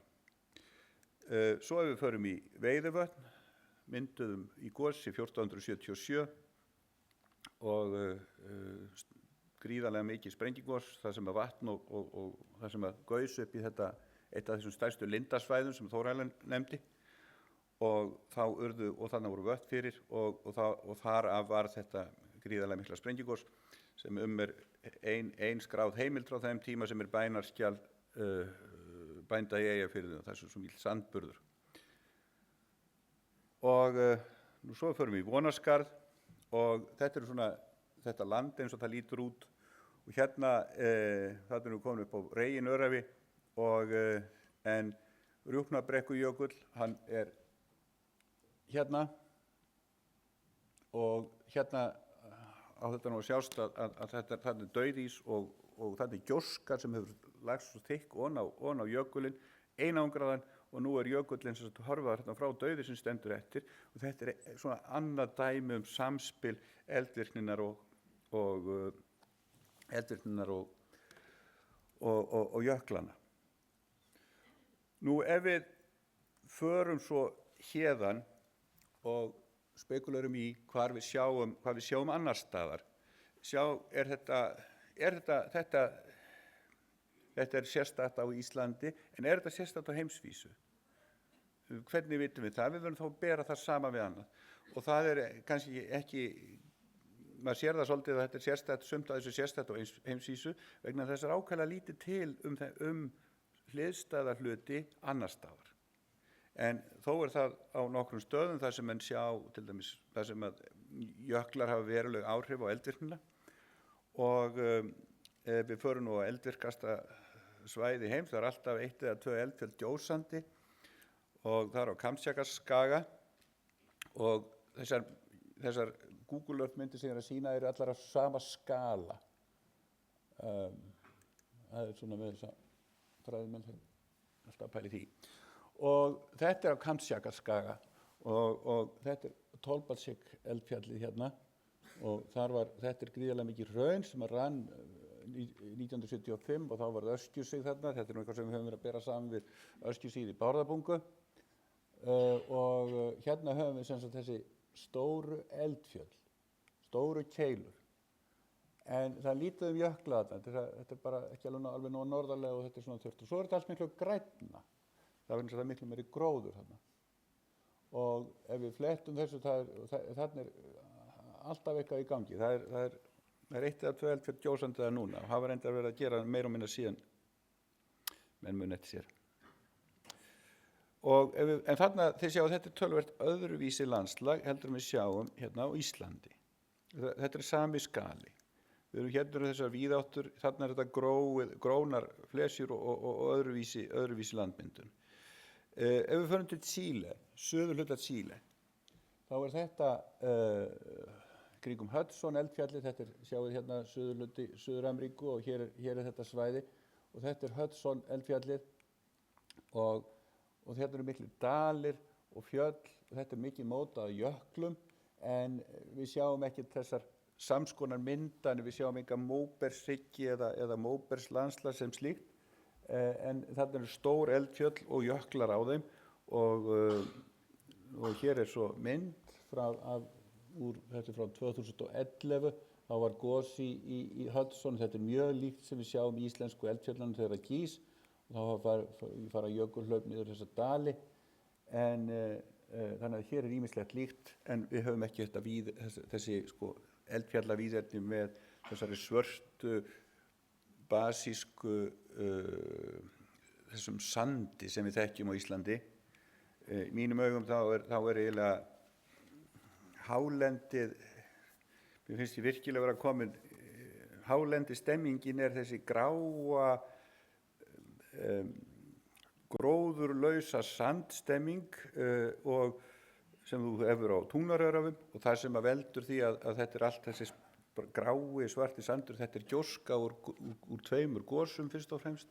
Það er úr gosinu sem varð kringum landnámið í Vatnaöldum og í Veiðivatnagosinu 1477, og það mótar hálendið, og það er einhvern veginn vegna þessara miklu sanda og auðna sem að gróðurvinjarnar og lindirnar verka svona sterkt á okkur. Það er að koma eftir heilan dag í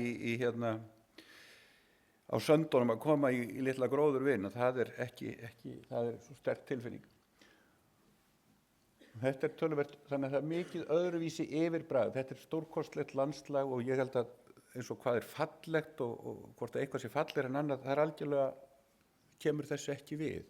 Þetta er spurning hvort það sé öðruvísi og hvort það finnast hliðstæður annars staðar. Nú, svo förum við hérna til Mordor. Það er Tongarýr og þjóðgarðurinn Nýja-Sjálandi. Það sáu nú allir séð Lord of the Rings og það er reyndar, þetta er ekki alveg eins reyndar þegar maður kemur á staðinn, en ég sem ekki meina að ljósmynda þessu.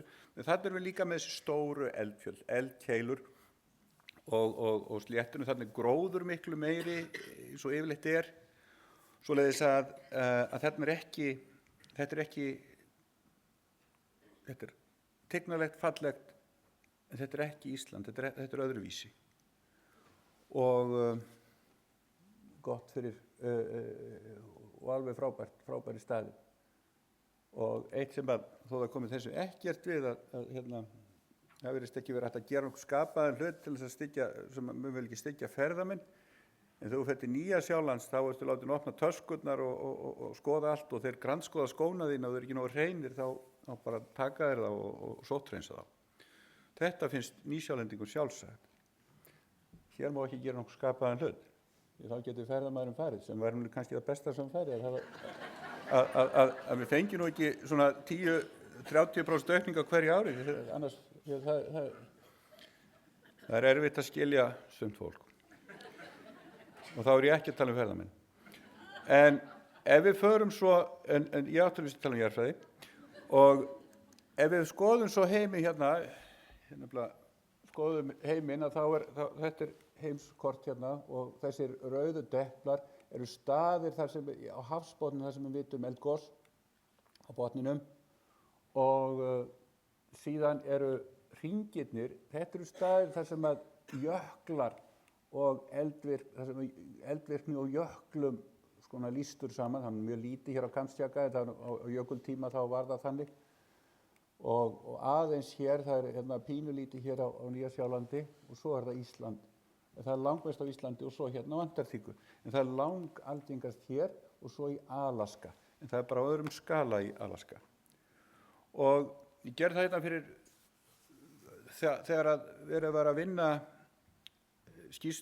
að vinna undirbúningi stofnunar Vatnajökulsþjóðgarðs, og tók ég saman smá yfirlit yfir sérstæðu þess svæðis og nálgaðist þetta út frá áhrif þar sem eldvirkni og jöklar spila saman, sem er náttúrulega bara einn þátturinn í þessu, eins og kom fram hjá bæði Hilmari og Þóru Ellen, að það eru margar hliðar á náttúrunni.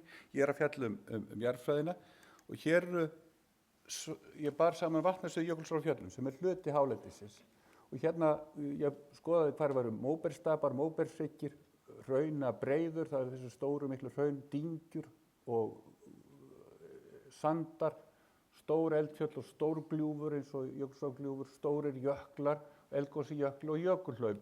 Og þetta er svona mismunandi á ýmsum stöðum. Í Norðvestur Kanada hefur eitthvað af þessu gerst. Kamtsjakaskagi, þar er sumt af þessu til.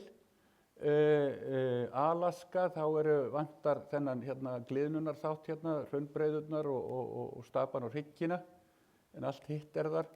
Norðvestur hluti Bandaríkjanna, þar vantar stóra jökla og hraunabreiður og móbergsfjöllin af miklum hluta. Andesfjöllum er sumt af þessu og svo framvegis. En þegar við komum hérna á, og þetta er svona tilraun til svona objektívar úttektar á þessu, þegar við komum á Vatnasvið Jökulsárfjöllum, sem er Vatnajökull og Ódáðahraun, þar er þetta allt. Og þetta er í mínum huga, þetta er ekki það er hægt að gera þetta öðruvísi, þetta gera þetta betur, það er ein nálgunin, en það er alveg ljóst, það er mikil sérstaða og okkur bera varðveitana. Og ég ætla bara að segja það lokum og Ísland er einn af þeim 5-10 stöðum í heiminum sem jarðfræðingar þekkja og telja á listanum staði sem þurfa að koma til. Sumir segja 5, það er misjafnt.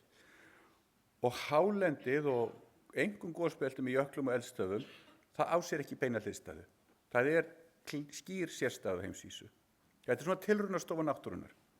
Það gildir reyndar allt Ísland. Og þetta gildi hálendisins á heimsvísu, þetta bara verður að vera miðlægt í öllum ákvörðunum sem teknar eru, hvort sem það snýr orkuframleiðslu eða ferðamennsku. Þakka ykkur fyrir.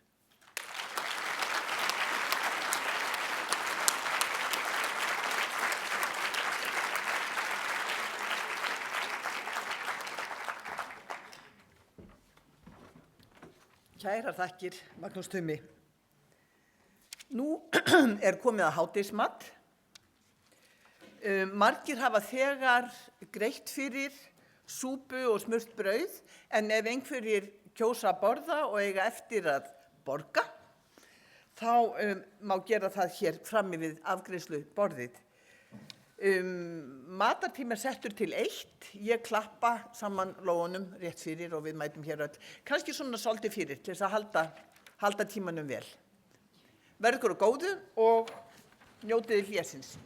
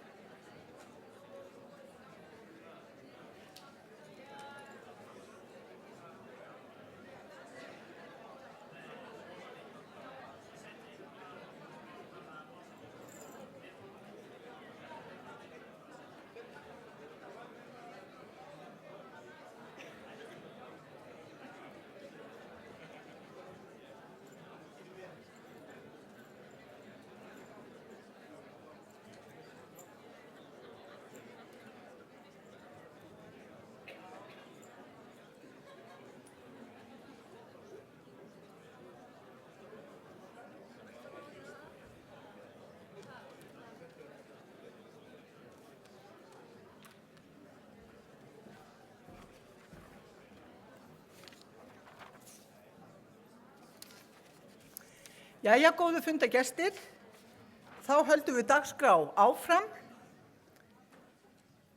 og það verða 3 erindi núna eftir hlé fram að pallborði, 2 styttri og 1 lengra. Nú förum við aftur í korterið okkar frá því í gær. Og fyrstur á mælendaskrá er Óli Halldórsson sem búsettur á Húsavík ásamt sinni fjölskyldu. Óli lauk kennaranámi og BA í heimspeki og meistaragráðu í umhverfisfræðum frá Háskóla Íslands og hluta frá Middlesex University í London. Hann er forstöðumaður þekkingarnets Þingeyinga sem er rannsókna símenntunar og háskólasetur og sveitastjórnarmaður í Norðurþingi, formaður byggðaráðs Norðurþings og í stjórn Vatnajökuls þjóðgarðs. Og Óli er líka formaður svæðisráðs Norðursvæðis Vatnajökuls þjóðgarðs. Ég býð þig velkomin í pontu, Óli.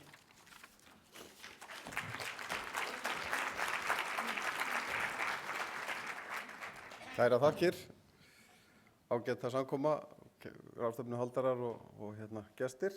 Það er heiður að vera hér. Þetta er eitt af þessum fáu skiptum þar sem maður getur sameinað það að vera með alla hattana á sama tíma. Því þetta viðfangsefni tengist eiginlega öllu því sem ég fæst við, og maður sé kannski ekki dagstaglega í miðjunni á þessu nú orðið. Það sem ég ætla að fjalla er sem sagt byggðamálin. Ég var beðinn að taka þann vinkil og geri það með glöðu geði og ætla að horfa á þjóðgarða aðeins út frá byggðavinkli og þetta er svona titillinn á erindinu mínu er þessi: þjóðgarðar sem driffjóðir atvinnu og byggðaþróunar. Ég ætla að nálgast þetta út frá svona 4 kannski spurningum eða fyrirsögnum og þær eru þessar. Ég ætla aðeins að velta því fyrir mér af hverju, rifja það upp með okkur af hverju við stofnum þjóðgarð, af hverju við friðlýsum, til hvers er það, fyrir hvernig eru svæðin, það er líka grundvallar spurning, og aðeins að máta okkur í því hvernig við stöndum Íslendingar, það er að segja hvernig getum við mátað okkur í það í dag með okkar verndarsvæði og þjóðgarða. Og loks rúsínan í pylsuendanum hjá mér er svo þessi pælingum byggðamálin. Eru þjóðgarða byggðamál og hvernig tengjast þeir byggðamálin?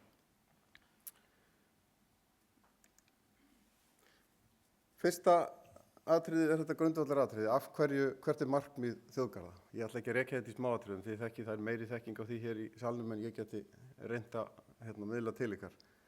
En til þess að draga þetta saman þá má kannski segja að í löggjöf þjóðgarðana okkar og allri sögu þjóðgarða yfir höfuð þá sameinumst við það í þessum 3 boxum vinstra megin, það er að segja þessi 3 meginstef. Auðvitað náttúruvernd utan einstök fyrirbæri eða stök eða heildir. Og við höfum auðvitað skýr dæmi það hjá okkur, þar sem við erum með Snæfellsjökulinn, Jökulsárgljúfur og gamla þjóðgarðinn þar fyrir rúmum 40 árum síðan, þar sem einhver náttúrufyrirbæri sem við erum að slá verndarhendi utanum. En svo höfum við líka dæmi hitt, þar að segja miðjuboxið þarna, sem sem sagt menningarminjarnar, þar sem Þingvellir eru náttúrulega klárlega kannski fyrst og fremst verndarsvæði vegna menningarminja og þjóðarsögu heldur en annars. Vera má að Þingvellir væru eftir sem áður þjóðgarður í dag, ef ekki væri þessi menningarsaga þar, en það er samt kannski forsendan. Þannig að við erum með svona svolítið skýr dæmi svona 2 þessar meginforsendur. En við megum heldur ekki gleyma þeirri 3. sem er útivistar eða afþreyingargildi og það má sjá í svona með skýrum hætti í gömlu amerísku þjóðgarðunum til dæmis, þar sem að þessi útivistar vin fyrir íbúa er grundvallar forsenda fyrir stofnun og fyrir friðlýsingunni í heild. 4. boxið er svona pínlítið til hliðar, þess vegna hef ég svona gaur að klóra sér í kollinum þar, því að það er þessi byggðaefling, er það markmið í sjálfu sér, getum við fundið það í þjóðgörðum yfir höfuð, hvort að það að efla byggð í kringum þá sé eitthvað markmið í sjálfu sér. Ég fer nánar ofan í það á eftir, en ég seti þetta vísvitandi upp svona aðeins til hliðar. Við þekkjum vel þessa 3 boxin vinstra megin, en það 4. er okkur kannski svolítið framandi stundum. Fyrir hvern eru þjóðgarðar? Ef við færum nú aftur í tíman og getum við haldið hér langt erindum sögu þjóðgarða og farið aftur 1,5, 2 aldir og farið í amerísku þjóðgarðana, bresku og víðar heim. Og þá getum við svona súmmera það upp í svona mjög mikla einföldun og sagt að þjóðgarðarnir myndist vegna einhvers konar eftirspurnar þéttbýlisbúa eftir plássi eða náttúru eða einhvers konar vin. Og eftir innbyltingu Vesturlanda sérstaklega, þar sem að verður sótt meira að, þrengir að fólki og þetta verður niðurstaðan. Svo getum við verið gagnrýnin og sagt að það séu ráðandi þjóðfélagshópar sem hafi tekið þessar ákvarðanir og það er auðvitað alveg rétt og við þekkjum auðvitað þessa erfiðu sögu þjóðgarðamyndunar í Bandaríkjunum sem þið sjást þekkið, sem er sem sagt það sem að farið er inn á svæði til dæmis frumbyggja og í sömu tilvikum þeir hraktir út til þess að mynda slá vernd þjóðgarðinn og mynda hann á forsendum ráðandi stétta sem að ef við leyfum okkur að vera gagnrýnin þá getum við sagt að það séu hvítur minnihlutahópur í Ameríku sem að tekur þar ákvarðanir. Nú í dag er auðvitað staðan öll önnur og þó ég segi þetta þá tek ég skýrt fram að nú er bara nýjir hættir og við auðvitað sitjum uppi með alls konar ákvarðanir sem eru teknar við aðstæður sem okkur hugnast ekki en eftir sem áður eru arfleiðin ákaflega góð og jákvæð og ég auðvitað horfið þannig á það. Svo það sé nú engin misskilningur það. En í dag erum við kannski meira að velta fyrir okkur hvort að við eigum að hafa þjóðgarða fyrir ferðamenn og þá erlenda eða innlenda. Þetta er alveg, getum við sagt, að séu svolítið ólíkir hópar. Í Bretlandi til dæmis er lítill minnihlutahópur gesta í þjóðgarða erlendir ferðamenn. Það eru innlendir ferðamenn sem eru flestir. Hjá okkur er þetta án efa á hinn veginn, þó ég hafi nú ekki tölurnar hér hjá mér það. En erlendir og innlendir ferðamenn er allavega klárlega einn hópurinn. Heimafólk er svo spurningamerki sem ég set hér við. Og svo getum við haldið hér heila ráðstefnu það hvort að við ættum að farið inn í heimspekina og spurt að því hvort að þjóðgarðarnir eigi rétt á sér náttúrunnar sjálfrar vegna eigin gildis hennar. Ég ætla að standast á freistingu að fara hon í það en út af fyrir sig þykir mér það ekki verri röksemd en hvað annað. En þetta er svolítið hollt að rifja upp held ég að þar sé að fyrir hvern þjóðgarður er ætlaður. Og oft held ég að það sé kannski ekki nógu mikið hugað að því þegar við erum að setja lög þjóðgarða. Fyrir hvern ætlum við að gera þetta? Er þetta fyrir erlendi ferðamenn? Er þetta infrastruktúr fyrir túrisma í landinu? Er þetta fyrir íbúa? Er þetta einhvers konar vin fyrir landsmenn?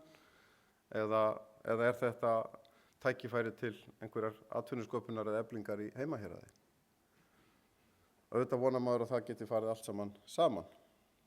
En svona til að draga eitthvað saman úr þessu og skilji það eftir, þá ætla ég að segja að nú eru bara 9 tímar og við þurfum að hugsa klárlega með öðrum hætti og þeir tímar eru liðnir að það sé einhvers forréttindastéttir sem taki ákvarðanir að mynda einhverja leikvelli til þess að eiga fyrir sjálfa sig. Ef við sjáum einhver einkenni þess að við verum sér saman komin í hörpu, einhver lítil forréttindastétt að taka ákvarðanir verndarsvæði á Íslandi út frá okkar eigin hagsmunum, þá þurfum við að klípa okkur í hendina. En ég heldur séum ekki þar. Íslenski þjóðgarðar, ef við reynum nú að máta okkur aðeins í þessu, hvernig funkar þeir í dag? Nú er ég ekki að segja mína skoðun, ég bara reyna að slá fram mjög einfaldaðri mynd af því hvernig þetta funkar. Þjóðgarðarnir í heild sinni, verndarsvæði. Funkar þeir vel fyrir erlenda ferðamenn eða Íslendinga eða heimafólk? Og við getum held ég fært þökkaleg rök fyrir því, þrátt fyrir allt, við getum kvartað hér yfir fjármagni og alls konar innviðum sem vantar og ég ætla að gera það hér á eftir. En við getum samt sagt að erlendir ferðamenn, þeim er þokkalega tekið í íslensku þjóðgarðum. Það er ókeypis inn, þetta er stórkostleg náttúra, það er opið á mesta ferðamannatímanum, þá er mest fólk og þrátt fyrir allt held ég að það standi ágætlega. Eins með íslenska ferðamenn. Íslendingar geta notið sína þjóðgarða nokkuð vel á sínum ferðalögum, en það er ekki hægt að segja, ég heldur séum ekki nógu góð í hinu, þar að segja fyrir byggðir eða nærsamfélög í kringum þjóðgarða, þó að sannarlega fari batnandi held ég. En ef við horfum aftur í tíma nokkra áratugi og ég þekki þetta svolítið á mínu heimasvæði, það sem er hinn gamli þjóðgarður við Jöksagljúfur, að hann er stofnaður fyrir rúmum 40 árum síðan og lengi framan af er hann algjörlega mannlaus stofnun. Hann er bara sett utan hann einhver landamerki og bændur beinir að hotta sínu sauðfé út úr tildeknum landamerkjum en í rauninni engin vinna í gangi, það er engin rekstur í gangi, það er engin aktív náttúruvernd í gangi. Og fyrir vikið myndast átakasvæði sem eimir því miður dálítið eftir af ennþá og þetta er auðvitað víð land. Þannig að við erum kannski ekki rosalega góð í þessu en við erum held ég ekkert einum það. Þetta er kannski syndrom sem má segja sé þróun þjóðgarða þurfi að glíma við í auknum mæli frá því að stofnunin eins og í Bandaríkjunum þar sem við byrjum með svona hostile yfirtöku og endum svo með einhverja framtíð sem getur alls ekki byggt á því. Þetta verður að byggja einhvers konar samvinnu. Þannig að þetta er svona, ég tek fram bara slæð þann varnagla að þetta er auðvitað mjög einföldum mynd. Ég veit að það er mjög margt sem er mörg dæmi til vel lukkað sambýli þjóðgarða og heimamanna. Þetta er svona grófa myndin. Við erum með mikið af góðum væntingum og áformum og við sjáum það í löggjöfinni en kjarnin er samt sá að þetta eru mjög undir fjármagnaðar, Þetta eru mjög undir fjármagnaðar stofnanir með fátt starfsfólk og takmarkaða þjónustu og svo getum við líka bætti við að segja þetta er svolítið einkennilegt stjórnsýsluform sem við erum með. Það er að segja við erum með 3 þjóðgarða og þeir eru reknir af 3 stofnunum og úr 2 ráðuneytum. Og þá vantar dálítið mikið þessa heildarsýn yfir því hvernig þjóðgarðarnir eru reknir. Ég sitt núna í stjórn Vatnajökulsþjóðgarðs og í svæðisráði og hef verið að kynnast því og það er mikið af góðu fólki, bæði starfsfólki og inn í stjórnsýslunni, en þetta undrar mig svolítið þegar maður horfir á hina þjóðgarðana, verandi með 2 aðra, eða ég kalla Þingvelli hér þjóðgarð og hann sé kannski ekki alveg inn í sama strúktúr, að þetta sé ekki á einni hendi með einhverjum hætti. Þetta er dálítið flókið. En þetta er líka undir fjármagnað.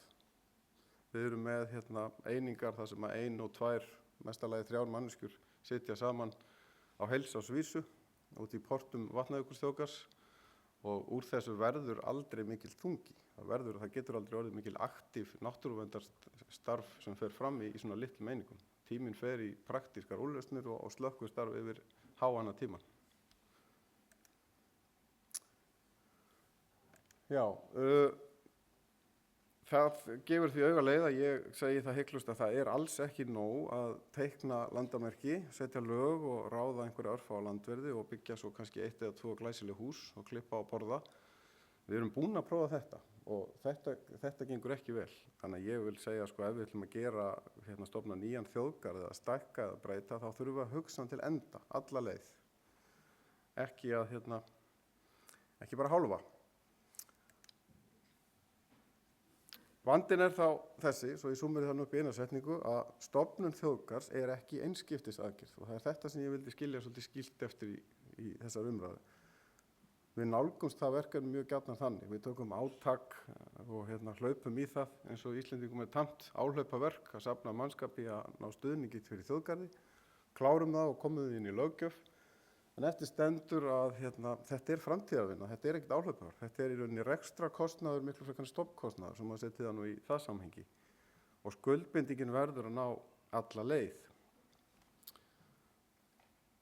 Og þá kemur kannski að því sem ég ætlaði að enda á, sem eru byggðamálin, það er að segja að við þurfum auðvitað auki rekstrafé, en við þurfum líka bara þessa hugsun. Þegar við stofnum verndarsvæði, þjóðgarð, þá erum við að stofna til skuldbindingar helst fram í eilífðina. Við erum ekki að safna okkur svo litlu stofnfé til að byggja 1 hús og ráða eina manneskju.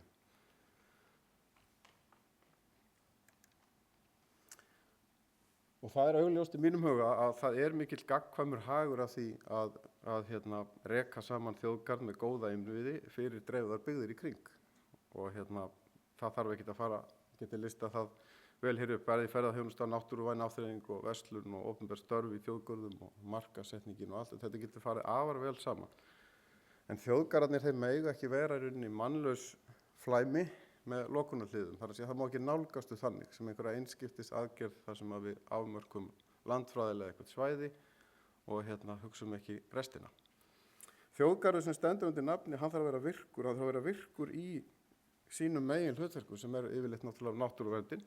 Og þá þarf hann að hafa mannskap í það, vera sýnilegur og mannaður og opnar sýningar og starfsfólk allt árið. Við búum við það enn í dag að Vatnajökulsþjóðgarðurinn okkar, þar er meira og minna lokaðar starfstöðvar á heilsársvísu. Það er galopið yfir sumarið og allir kraftar settir í það að reyna að sinna ferðafólki en á veturna, hvort sem við horfum í Austur- og Héraði eða í Gljúfrastofu í Ásbyrgi, þá er bara lokað. Það er bara engin móttaka þar. Og þessu vildi ég koma á framfæri. Við þurfum að hugsa þetta til enda ef við setjum á legg nýja mynd af þjóðgarði. Og það er líka heitt mikilvægt að þjóðgarðurinn þarf að virkja heimafólkið og atvinnulífið í kring í rauninni grænar áttir. Mér finnst það stundum líka vanta í umræðuna, vel öflugur þjóðgarður sem stendur vel undir nafni, hann virkjar atvinnulíf og byggðirnar í kring. hann verður til þess að bóndinn hér á þessari mynd sem ég hef undir glærunum mínum, bóndi í Öxarfirði, sér tækifæri í því vegna nábýlis við þjóðgarðinn að stofna hestatúrisma. Og hann með grænan túrisma og fer með hann frá Öxarfirði Þingeyskar heiðar og endar þarna á því að fara yfir Laxá í Laxárdal og fer svo einhverju álíka leið tilbaka. Og þarna verður einhver business til með einhverju samtali þjóðgarðs og samfélags. Og þetta tekið sérstaklega fram til þess að sýna að ég er ekki bara neikvæður í garði. Það eru til dæmi svona allt og kannski sérstaklega á Suðausturhorninu. Það er ennþá betri dæmi þar það sem þetta hefur gengið vel upp. En allavega, punkturinn hér er sá að veik byggð, hún sem er hlutverkalaus gagnvart þjóðgarðinum, sem er bara til hliðar, hún nýtist ekkert í náttúruvernd. Og það er meiri sé að hægt að segja, þó ég hafi ekki þorað að setja hér upp á glæru, að hún getur jafnvel verið skaðleg. Byggð sem fer fyrir neðan ákveðin mörk já skulum bara segja, byggð sem er orðin mjög brothætt. Hún fer að geta unnið jafnvel gegn þjóðgarði eða gegn náttúruvernd. Þannig að það er algjörlega gagnkvæmur hagur af því að byggð fái hlutverk og þjóðgarður funkari vel. Og þetta finnst mér að vera svona undirstöðuatriði í þjóðgarði. Nú, ég er að fara að draga þetta saman. Það er staðreynd að ef ég reyna að svara spurningunni eru þjóðgarðar byggðamál. Það er staðreynd, þjóðgarðar eru eðli málsins samkvæmt út á byggðum landa. Þær eru ekki inn í borgum, fæstum tilvikum í jaðri borga. Þeir eru nær alltaf talsvert fjarri þéttbýli. Og í okkar tilvikum hér núna erum við þetta kannski í dag og gær að fjalla óbyggð svæði að miklu leyti. Þannig að eðli málsins samkvæmt er svarið óhjákvæmilega já, að þetta verður að vera byggðamál. Þjóðgarður verður að vera byggðamál, hvernig hann er útfærður og hvernig hann er rekinn. Og þar með getum við sagt að það sé byggðamál eigi að tengjast náttúruvernd og við verðum að fara að horfa á náttúruvernd í auknum máli í samhengi við byggðamál. Því annars lendum við alltaf í þessum konfliktum sem við höfum bara býsna mikla og slæma reynslu af. Farsæl tengsl þjóðgarðs við atvinnulíf og byggðaþróun er því ekki bara æskileg finnst mér heldur nauðsynleg eigi að nást framtíðar árangur í verndun. Og það er kannski líka rétt að nefna í lokin að efling og þróun byggða í nágrenni þjóðgarða horfi ég á ekki síður sem leið að markmiði heldur en markmiði sjálfu sér. Auðvitað er gott og eðlilegt að það sé markmiði sjálfu sér og það sé yfirlýst markmið í löggjöf að það eigi að efla byggð og reyna að styðja við hana í kringum þjóðgarð. En það er líka bara leið að öðru markmiði sem er náttúruvernd, að sú byggð fái byr undir báða vængi. Og það er rétt að ljúka á því að Vatnajökulsþjóðgarður til hans er stofnað með mjög ríkar væntingar í byggðarlegar væntingar. Vatnajökulsþjóðgarður var myndaður sem stór byggðaaðgerð og það er svolítið hollt fyrir okkur held ég að við horfum aftur í tíman og metum það, horfum það gagnrýnið og uppbyggilega hvernig hefur tekist til og hvað getum við gert betur til að ná þeim markmiðum sem sannarlega voru sett og löggjafinn setti þessi markmið ekki bara í orði heldur líka niður á blað. Byggðarleg markmið voru lykilatriði á bak við stofnun Vatnajökulsþjóðgarðar. Ég lýk á tveimur myndum. Fyrri myndina þekkið þið sjálfsagt. Þarna, hún er ekki til annars ætluð en bara það að þetta er áminning. Þetta er frá Laxá miðkvísl árið 1970. Það sem öflugt fólk úr mínu heimahéraði undirbjó sprengingu. Það sem er gott að hafa í huga er það að þetta er bara áminning það hvers öflug byggð og heilbrigð byggð er megnuð í náttúruvernd. Og í þessu tilviki árið 1970 er dreifbýli samfélagi í kringum Mývatn og í bara þingeyskum og íslenskum sveitum.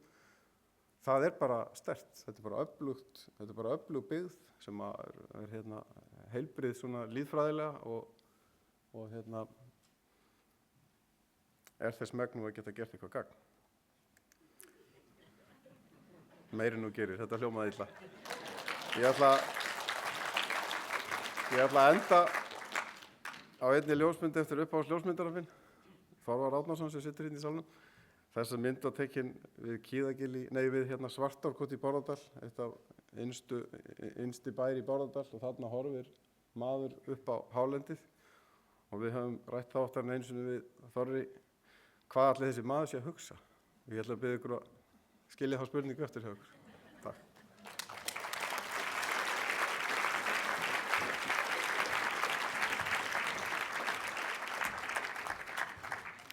Kærar þakkir. Næstur tekur til máls Páll Guðmundur Ásgeirsson, en hann og hans kona, Hildur Einarsdóttir, reka Laugafellsskála á Austurlandi. Þar var árið 2011 reistur nýr og glæsilegur hálendisskáli sem býður upp á gistingu og matsölu til ferðamanna. Laugarfell liggur rétt utan við austursvæði Vatnajökulsþjóðgarðs og hefur átt í nánu og góðu samstarfi við bæði landverði og annað starfsfólk á austursvæði þjóðgarðsins. Og Páll Guðmundur ætlar að tala Vatnajökulsþjóðgarð sem bakhjarl ferðaþjónustu. Gjörðu svo vel.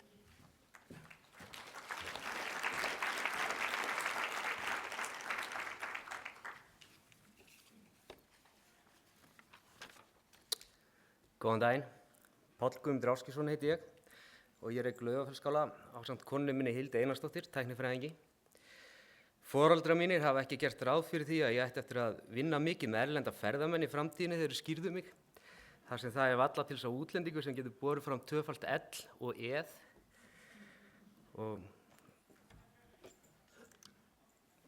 Laugarfell er staðsett á Fljótsdalsheiði á Austurlandi og er í aðeins 2 km fjarlægð frá austurhluta Vatnajökulsþjóðgarðs.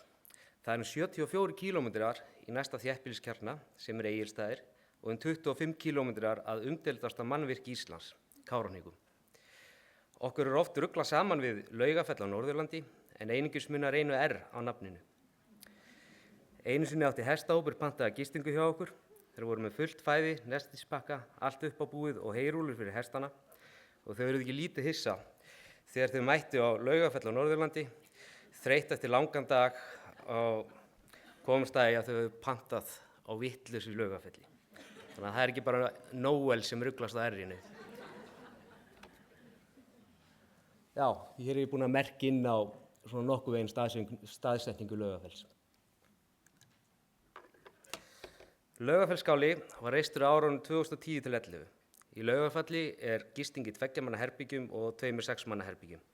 Við seljum einungis gistingu í uppábúnum rúmum og hægt er að fá mat, kaffi, kökur og svo eru 2 heitar laugar fyrir utan Laugafell. Við erum með rafmagn og það kostar ekkert að kynda skálan þar sem það var gerð borhola við byggingu hans og flæðir heita vatnið í gólfunum, þannig að það er alltaf 25 gráður í Laugafelli allan ársins hring. Ég er fæddur og uppalinn á Vestfjörðum en hefur verið búsettur á Austurlandi síðan 2008. Minn bakgrunnur er á smábátasjómennsku en ég ákvað árið 2010 að breyta til og skella mér í ferðamálfræði við Háskólann á Hólum. Í því námi öðlast maður meðal annars réttindi til landvörslu og sumarið 2012 þá gerist ég landvörður í Snæfellsskála. Í gegnum landvarastarfið frétti ég á Laugafellsskála og að þáverandi rekstraraðilar sé að hætta rekstri. Ég sæki rekstrinn og tek við honum árið 2013. Það hefur verið ómetanlegur grunnur í mínu starfi í Laugafelli að hafa unnið þetta sumar við landvörslu. Ég kynnti svæðinu vel og einnig því hvernig þjóðgarðurinn starfar og hvað hann leggur áherslu á. Kynntist því vel starfsmönnum Austursvæðisins og hefur haldist með okkur gott samband síðan. Ég hef tekið mikið úr landvarastarfinu og yfirfært upp á mitt starfi í Laugafelli. Upplýsingagjöf til ferðamanna og að aðstoða þá eftir fremsta megni er hlutur sem ég legg mikla áherslu á að starfsmenn mínu veiti. Þegar ný starfsmaður byrjar hjá mér fer ég alltaf með hann í Snæfellsstofu og kynni fyrir starfsfólkinu þar, skoða sýninguna svæði hálendi Austurlands sem er þar svo að átti sig betur á svæðinu. Eins er starfsfólk reglulega sent í skoðunarferðir þegar við höfum tök á því nágrennið og meðal annars í heimsókn í Snæfellsskála. Vinsælt að ég sendi það með kökur fyrir landverðina þar, þeim til mikillar gleði. Allt er þetta gert til þess að starfsmaðurinn verði hæfari til að veita góða þjónustu. Þegar ég tók við rekstri Laugafells fór ég að skoða nærumhverfi skálans og sá þá mikil tækifæri í þeim fjölmörgu fossum og því fallega umhverfi sem umlykur hann. Enda er ferðamannastaðurinn Laugafell að mínu mati miklu meira en bara hús. Það er allt í margra kílómetra fjarlægð og þar með talinn hluti þjóðgarðsins. Ég fór að ræddu við nágranna mína í ferðaþjónustunni sem er í 16 km fjarlægð við mig en þar var hafin framkvæmd á Óbyggðasetri Íslands sem sómahjónin Arna og Denni reka. Óbyggðasetrið er staðsett í Norðurdal í Fljótsdal sem er innsta byggða ból áður en hálendi tekur við. Fljótlega kviknaði sú hugmynd hjá okkur að tengja staðina saman með stíkari gönguleið enda fallegt svæði að fara og 16 fossar stórir og smáir á þessari þægilegu dagleið. Við sóttum styrk í framkvæmdasjóð ferðamanna og það að við fengum hann var grundvöllurinn fyrir því að við fórum út í þessa framkvæmd.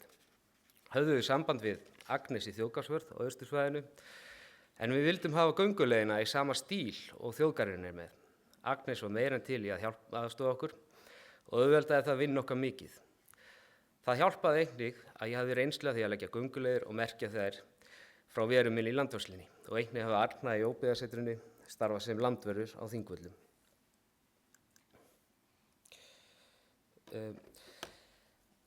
Það voru ekki aðeins ráðleggingar sem þjóðgarðurinn aðstoða okkur með. Þeir buðu okkur upp á að vera hluti af pöntun á stíkuefni erlendis frá með þeim og einnig voru stíkunar okkar sagaðar á sama stað á þeirra.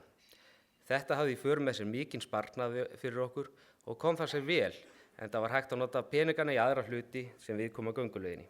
Við fengum 10 manna hóp sjálfboðaliða frá sjálfboðaliðum samtökunum Seeds til aðstoða okkur og stóðu þessi frábærlega og er ein ítölsk stelpa úr hópnum ennþá starfsmaður Laugafells í dag. Við stikuðum samtals 30 km. Eina aðaleið sem liggur milli Óbyggðaseturs og Laugafells ásamt 3 minni göngurhringjum, 2 hjá Laugafelli og 1 hjá Óbyggðasetri. Svo endurbyggðum við gamlan kláf hjá yfirbýlinu Kleif og byggðum inn að 12 metra göngubrú yfir Laugará. Við byggum til kynningarefni gönguleiðina og hljóðleiðsögn sem hægt er að nota í Símanesinu á leiðinni.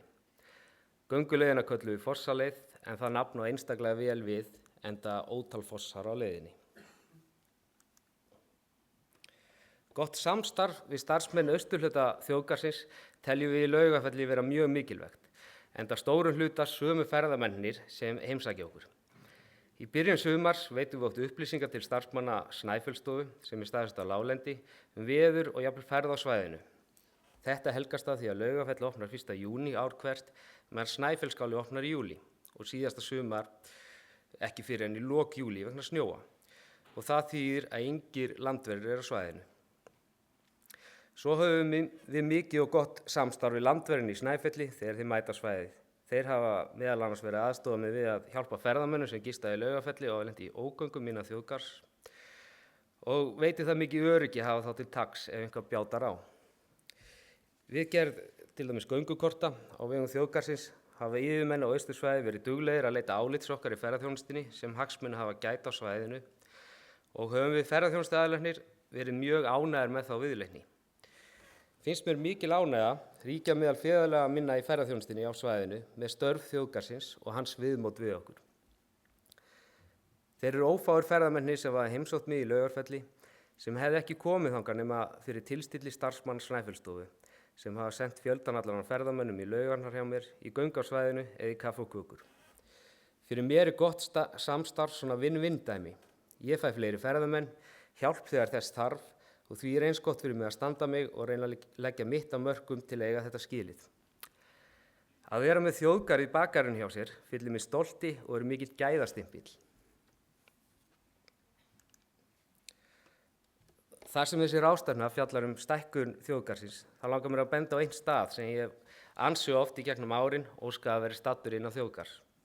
En það er Laugavalladalur á Austurlandi. Þar er að finna eina af þá notalegustu náttúrulegu landsins og í hana rennur 38 gráðu heitur lækur ofan í litla laug og úr verður frábær baðstaður með náttúrulega heita sturtu. Laugavalladalur er dæmi stað sem hefur mikið aðdráttarafl en þolir á sama tíma ekki mikinn ágang ferðamanna. Staðurinn er byrjað að láta á sjá vegna ágangs og nauðsynlegt væri að hlúa betur að honum. Þetta er aðeins einn af fjölmörgum stöðum á hálendinu sem verður betur stattur innan þjóðgarðs. Það er ekki mörg svæði á hálendinu sem hafa jafn mörg ör af mannanna völdum og austursvæðið. Með því að koma öllu hálendinu fyrir í einu stórum þjóðgarði getum við komið í veg fyrir að örunum á hálendinu eigi eftir að fjölga.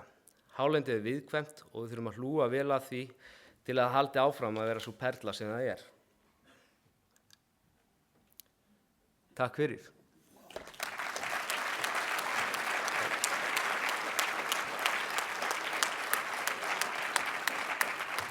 Svo átti ég víst að svara spurningum. Er einhverjar spurningar? Ég held að við tökum það kannski bara í umræðunum á eftir. Umræðum eftir, Já, menn bara svona punkta hjá sér ef þeir hafa eitthvað. Já, Og þú myndir þá kannski að vera tilbúin að svara þeim þá. Er það ekki, verður ekki áfram? ekkert mál. Fíntir. Takk Þakka fyrir. kærlega fyrir.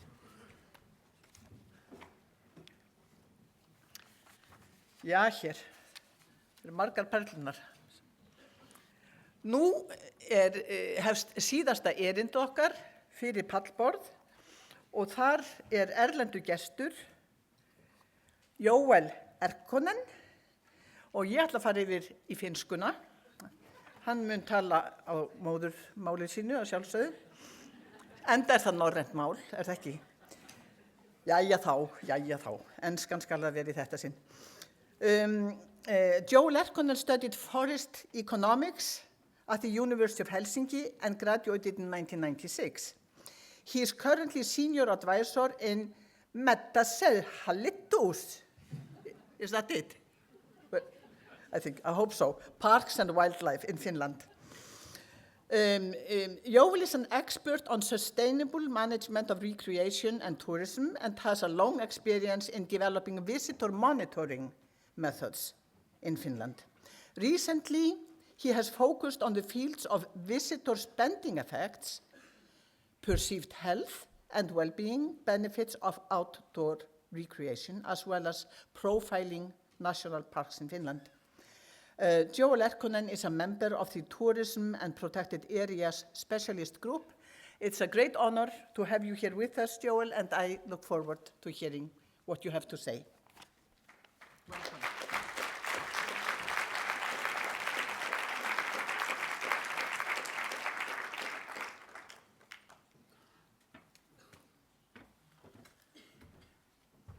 Thank you for your kind introduction. How do you pronounce it? Metsähallitus. Metsähallitus. Metsähallitus, it's Well, good. that's just what I said. Yeah, and you also said that I'm going to give this presentation in Finnish, right? Well, if you be so kind. Okay. To Yeah, translate, you would be very happy. I try to do my best. So I'm very pleased to be here. Thank you. And now my steam is off actually already because we just had a television interview a few minutes ago and now I'm totally relaxed. Yeah. And my topic is economic and health benefits of national parks, and I'm going to tell you our experiences from Finland. I am coming from Finland, Rovaniemi, and actually I'm living on the Arctic Circle next door to Santa Claus, 2 kilometers from Santa Claus village. And I'm a big fan of national parks. We have profiled all of our national parks in Finland and other key protected areas as well. Altogether 50 profiles we have created. And this is one of my favorite, Pallas Yllästunturi National Park, and the brand or the profile of that park is Enjoy Europe's cleanest air in the fells of Finnish Lapland. And the promise to the customer is trek from hilltop to hilltop through the Arctic fells along Finland's first hiking trail. Here you can enjoy hiking or skiing through the wilds, but still find welcoming lodging for comfortable overnight stays in historic Lapis villages. And this part of Lapland has the freshest air in Europe. on dark nights, look out for the amazing northern lights. So this is the profile of that national park. And the content of my presentation is, first I'm going to tell you something about Metsähallitus and Parks and Wildlife Finland, only briefly. Then I move on to sustainable tourism. Then I have to go deeper into visitor information. And after that I can move on to estimating visitor spending effects. And then some words about perceived health and well-being benefits, and finally, conclusions.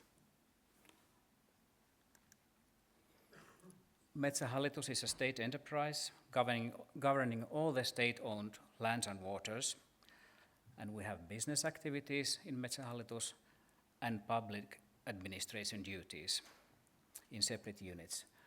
And Parks and Wildlife Finland is a public administration duty, and I come from that part of Metsähallitus. And our responsibility covers an area over 12 million hectares, which is about 1/3 of Finland's surface area, so quite large area. And those colored marks are state-owned areas in Finland.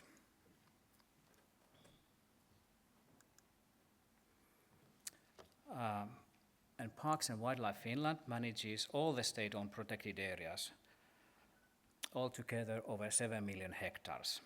We have 39 national parks in Finland with 2.6 million visits last year. In addition to that, we have 19 strict nature reserves, 6 national hiking areas, and 12 vast wilderness areas, and hundreds of other protected areas, which are all managed by our agency. And one of our strengths is that we manage all these areas throughout the country, and therefore we can spread the good practices throughout the country very effectively and rapidly. We are funded mostly by the Ministry of Environment and Ministry of Agriculture and Forestry. And our total budget in 2014 was about 65 million euros. And most of that came from the state budget.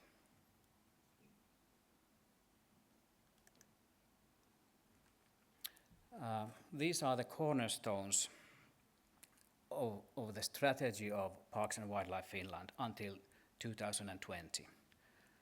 As you can see,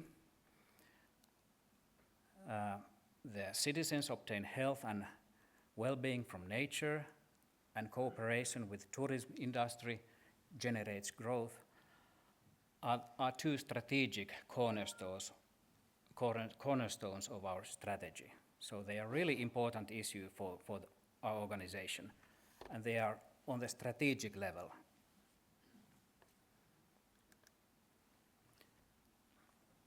So Parks and Wildlife Finland preserve our shared heritage by managing Finland's parks and other key protected areas and game and fish stocks in a sustainable manner. But in order to put the long story short, what we do, we manage and protect Finland's most valuable natural treasures for the best of nature and people.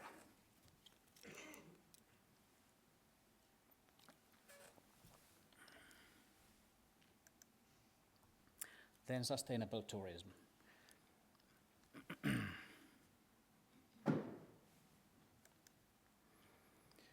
When we are talking about protected areas, nature protection is the most important thing to keep in mind, of course. And we are using protected areas for, in addition to nature protection, of course, research and education, outdoor recreation, traditional use of nature resources such as hunting and fishing and reindeer husbandry, especially in Lapland, where I'm coming from, and then nature tourism. So we provide our customer we also create opportunities for tourism and sustainable regional and local development. So that's very important. However, the sustainability should always be seen on the background when we are using protected areas for different purposes. And ecological, economical, and social, cultural sustainability goes hand in hand when we are using those areas.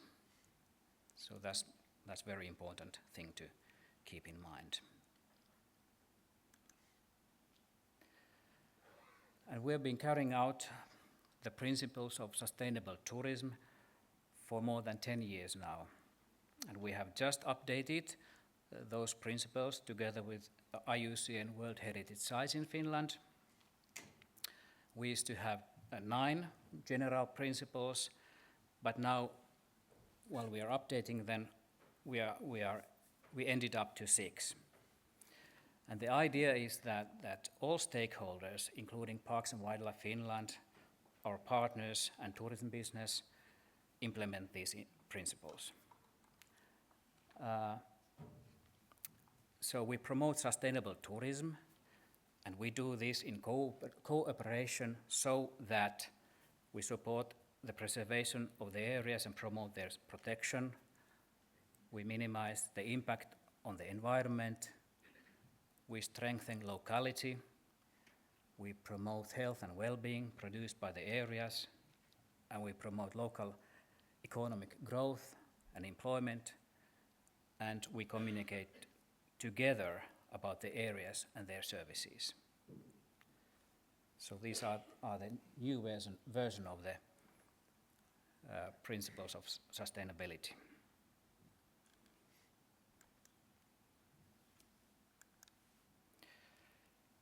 So how we do that in practice? We have plans for sustainable nature tourism in those areas which are very popular national parks, and we also have indicators of sustainability, and we are using the method of limits of acceptable change to evaluate those indicators. Last year, our agency had 520 cooperation agreements with entrepreneurs operating in national parks or adjacent to national parks. And in some popular tourism destination, we can or they can have quality programs such as Green DQN and Green DMN and so on.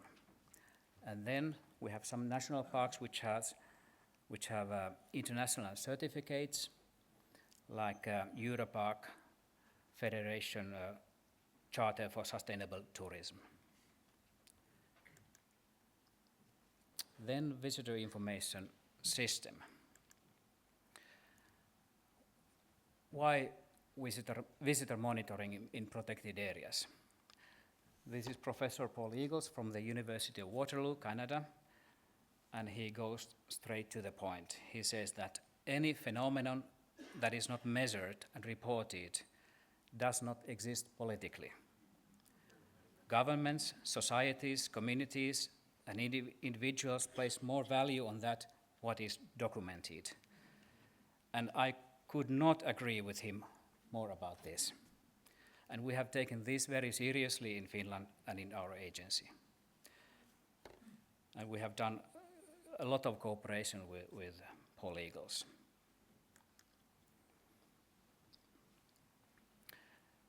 And then the foundation of visitor spending effects is actually visitor monitoring system.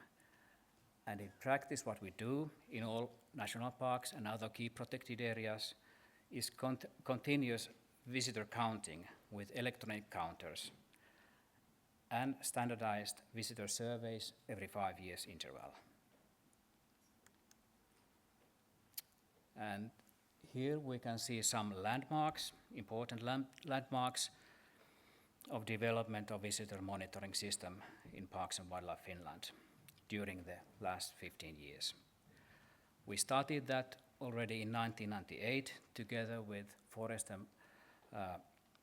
Research Institute Finland. Then we published our first manuals on visitor monitoring and also started standardized visitor surveys in our areas. Year 2005, we started a Nordic and Baltic project on developing a visitor monitoring methodology, and a few years later we published a manual in English about that subject. In order to improve reliability, accessibility, and applicability of visitor information, we developed an ASTA database system. ASTA is a name for Finnish girl. And this was done in 2005 and 2006. And few years later, we sold the ASTA database to Estonia, and nowadays we are developing that system together. So it's a win-win deal. And we have always aimed at constant improvement. Year 2010, we integrated visitor information on economic impacts of park visitation to our monitoring system. And 2013, we did the same thing to health and well-being benefits experienced by the visitors. And this is the visitor monitoring manual we published already in 2007 together with Nordic and Baltic partners. And the aim of this manual is to harmonize monitoring method in Nordic and Baltic countries. And it's still very relevant, and it's available to download on the internet. It's written in English, but also in Finnish if you want to practice. So all the visitor information that we collect from protected areas or visitor centers will be fed into this ASTA visitor information system. And this slide gives you an idea about the system. It has three main elements: surveys, feedback, and visits. And the current volume of ASTA visitor information system is huge. There are 144 visitor surveys in the database since year 2000, with more than 54,000 survey responses. 51 surveys from customer service points with 17,000 survey responses, and more than 47,000 continuous feedback in the system from the nature centers. And as I mentioned, we have visitor counters in use. We have about 400 counters actually counting visits in national parks.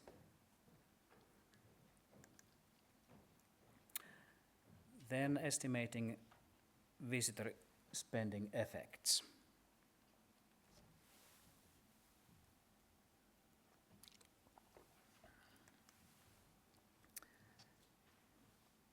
Now we have a visitor spending effect calculation model in ASTA database, and it is an easy to use method for assessing the visitor spending effect of all national parks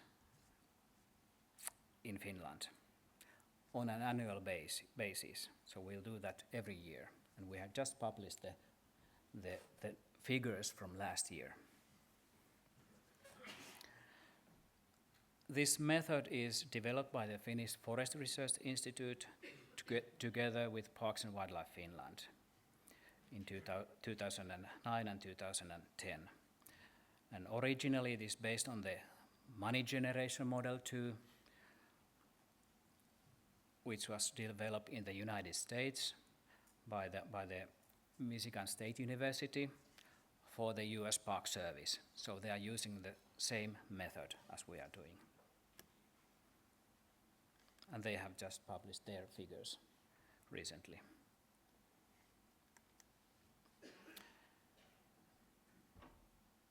And the requirements for estimating visitor spending effects are the number of visits annually, then visitor spending in the parks and its surroundings, some other visitor information, such as the importance of the national park as a destination, length of stay, etc., etc. And then we have regional input-output statistics which are developed by the Statistics Finland. And we have 4 park categories in that.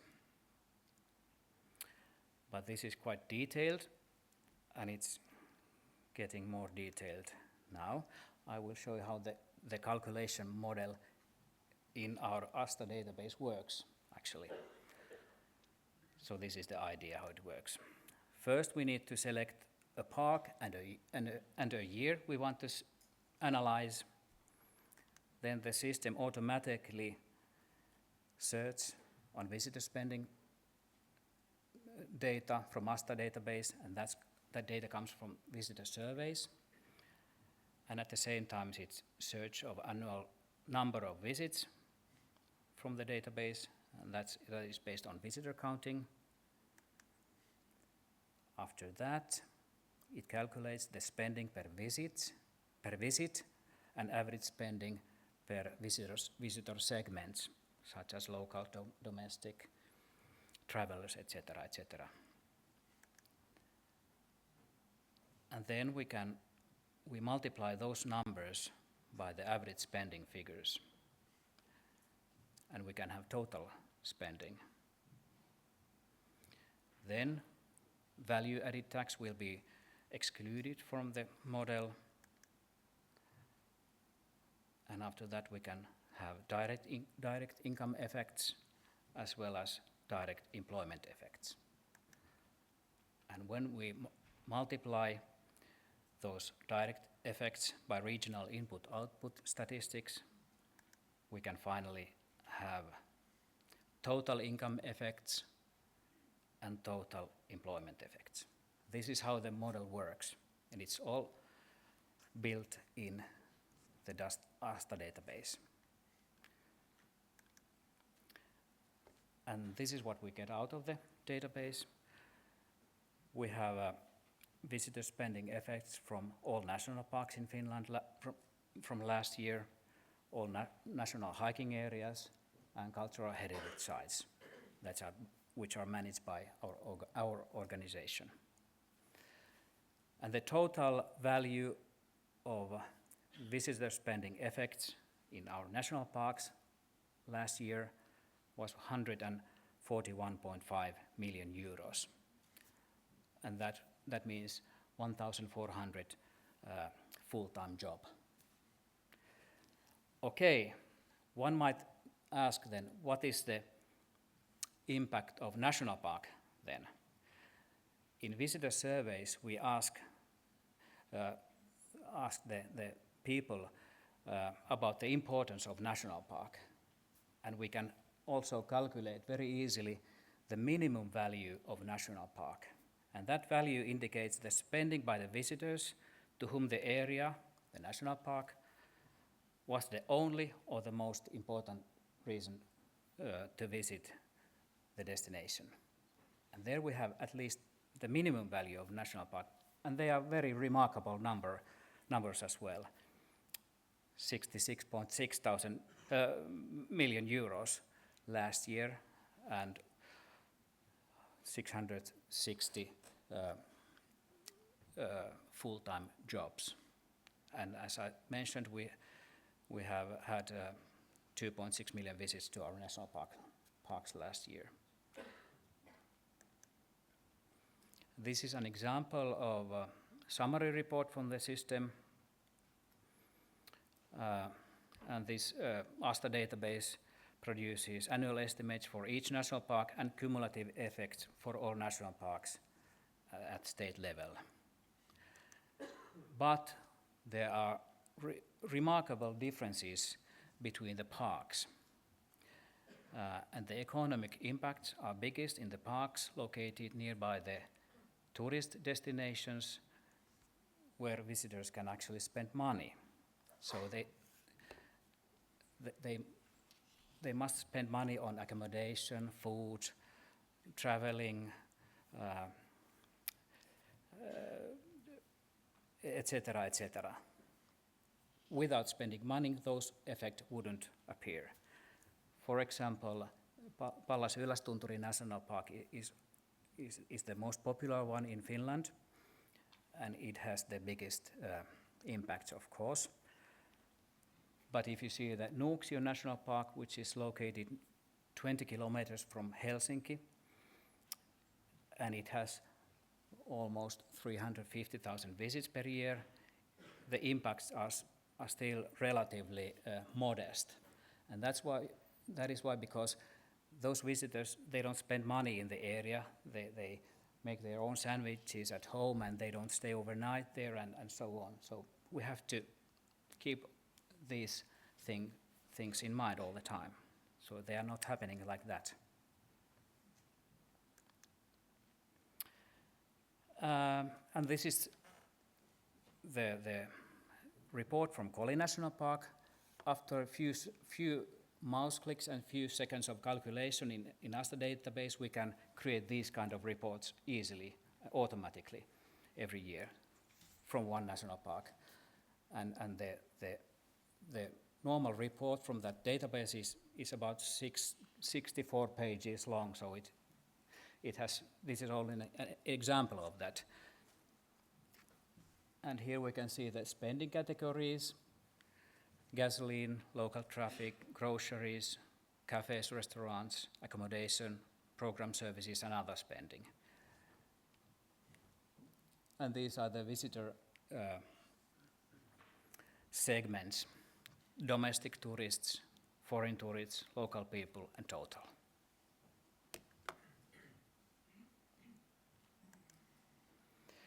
So this is very important question: why estimate visitor spending effects? It's important to estimate those effects because the benefits of national parks are not obvious for everybody. It's also a fact that politicians and decision makers prefer numbers in order to support their decision making. And for our agency, it's been very important to show that money spent on the services of national parks and other protected areas comes back manifold through local private businesses and creates plenty of jobs.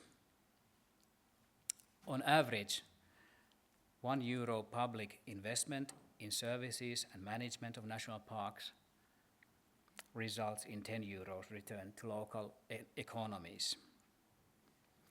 5 years ago, we had a severe budget crisis in Finland, especially in our agency.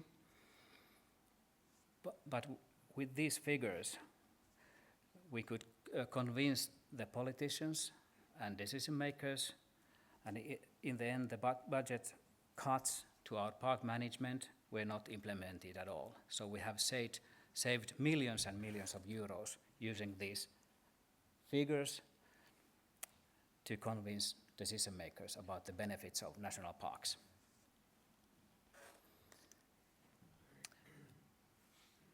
Okay, if you think about the total value of national park, this green area describes the total value of the park, and it has many factors actually. It has non-use values, existence value, and it also has a bequest value, heritage value, in other words, but also has use values. It has direct use values such as recreation, scenery, tourism. Then it has indirect use values, water, climate, photos, films, etc., etc., and option values for the future generation. But what we are actually measuring when we are measuring the visitor spending effects is not the total value. We are measuring the spending effects that reflects only part of the direct use values. not the total value. It would be impossible to estimate the total value of national park, of course. And this is very important thing to keep in mind, because when we are showing those millions of euros, the decision makers easily think that the value of national park is 70 million euros, which is not. It is only the spending that visitors create to local economies. So I think that this is very important to keep in mind. Then I still have some time, I guess. I move on to perceived health and well-being benefits. Research information on the significance of contact with nature in human health and well-being in general is continuously increasing and becoming more versatile. Nature appears to have both direct and indirect physical, mental and social health benefits. Increasing evidence shows that contact with nature affects mental health, prevents chronic diseases, helps to recover from stress and illnesses, improves perceived quality of life, promotes positive attitudes towards life, enhances the sense of belongingness.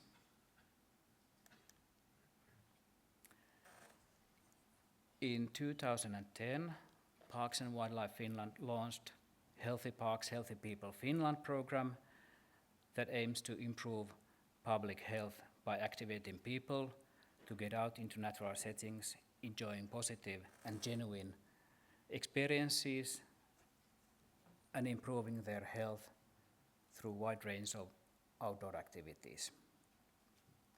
And the aim of this program is that health benefits resulting from the use of protected areas are effectively monitored and measured so that the findings can be used to enhance the services of national parks, for example.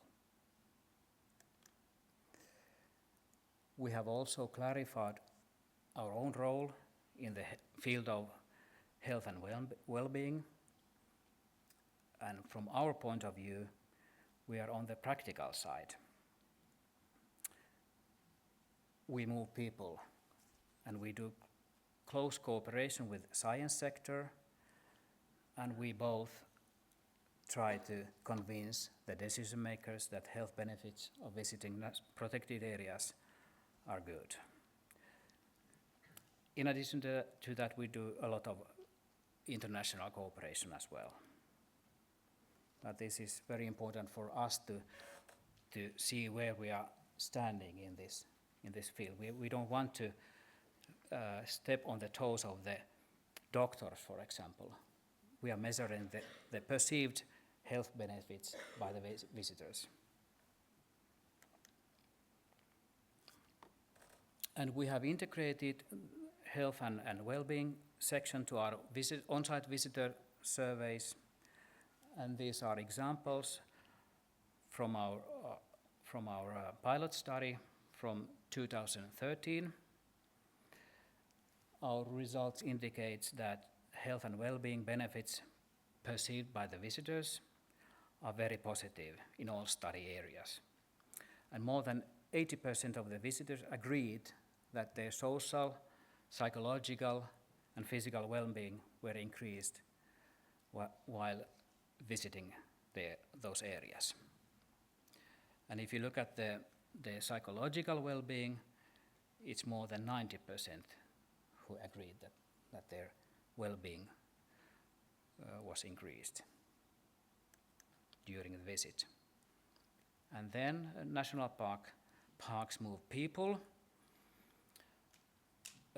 According to those studies, on average hiking distance on a typical national park trip was about 15 kilometers in 2013.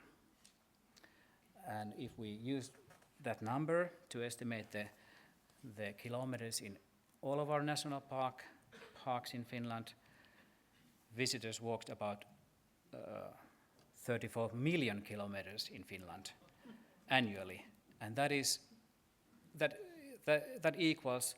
as much as 850 rounds around the globe. So these are very important issues to illustrate to the people. So we are moving people and we are creating health benefits. And nature is the best playground for children. According to the adults' evaluation of children, they enjoyed being in nature, enjoyed spending time together as a family. Children felt joy of being on the move, they learned new skills, and they gained positive experiences of self-expression. Then we also ask the people, our visitors, to evaluate the value of the national park visit.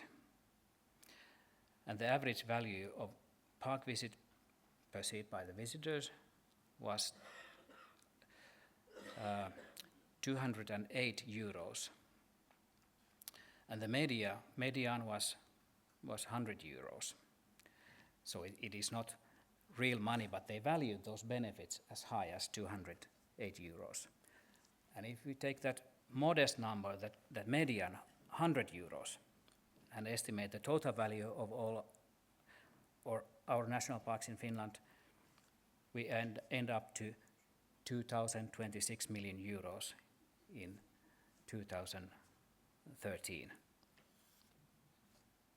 So We have to employ you to calculate all these things for us too. that's my pleasure. I have to learn Icelandic before that. But perhaps my student mate Friedrich can teach me.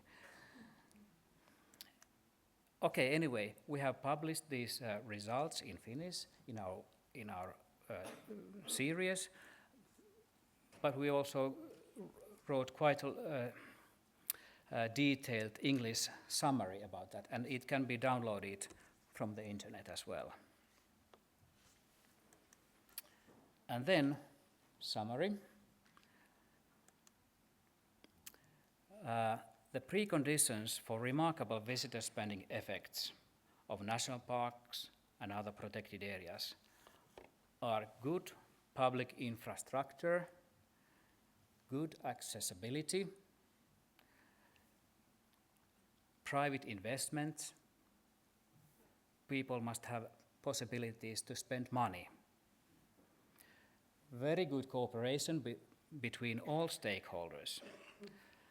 And the accuracy of spending and impact estimates depends largely on the input data. If we put the wrong data into the system, we cannot have decent numbers. So the basic requirement for visitor spending effects is a comprehensive visitor monitoring data, including visitor surveys and visitor counting, and that creates a visitor information system. Now we can see the windmill in the middle of this slide, and we can imagine that this windmill is a mill of good governance and management of Parks and Wildlife Finland.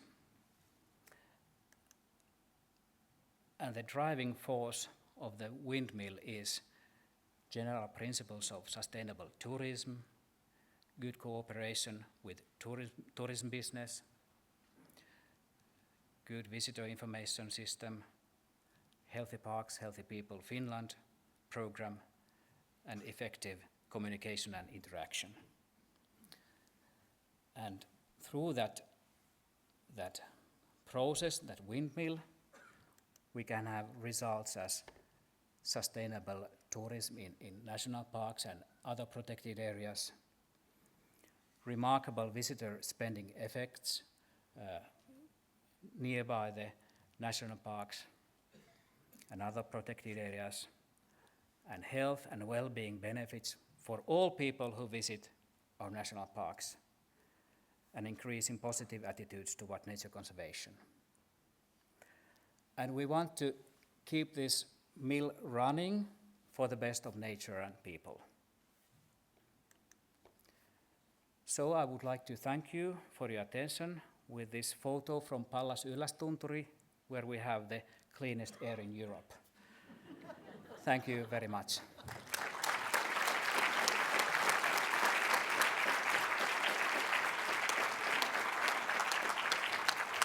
Thank you so much. That was a very impressive and indeed a very good lesson. Maybe if you don't mind to take a question or two. Yeah, I don't mind. If there are in the audience, we will have a panel later, but that I think is will be conducted in Icelandic. Okay. So, yeah. Are there questions from the audience regarding? Yes, please.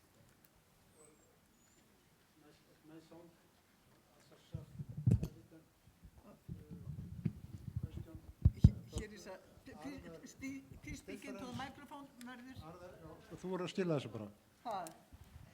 Yes, you've spoken of the national parks and other areas as there were no differences in the time of the year, the summer and the winter. Can you explain a little what the difference is in north of Finland? When we are publishing these figures, we are talking about the whole year, and these figures were from year 2015. But of course, there are big differences. We have seasonal differences in seasonality in park visitation, of course, and it depends on the park and depends on the location of the park. So we have totally different season in May, for example, in southern Finland than it is in Lapland. Lapland, nothing moves in May, but in southern Finland, the school kids, they run out to the forest and customer service, our visitor centers, and it's like their busiest time of the year. Other questions, please?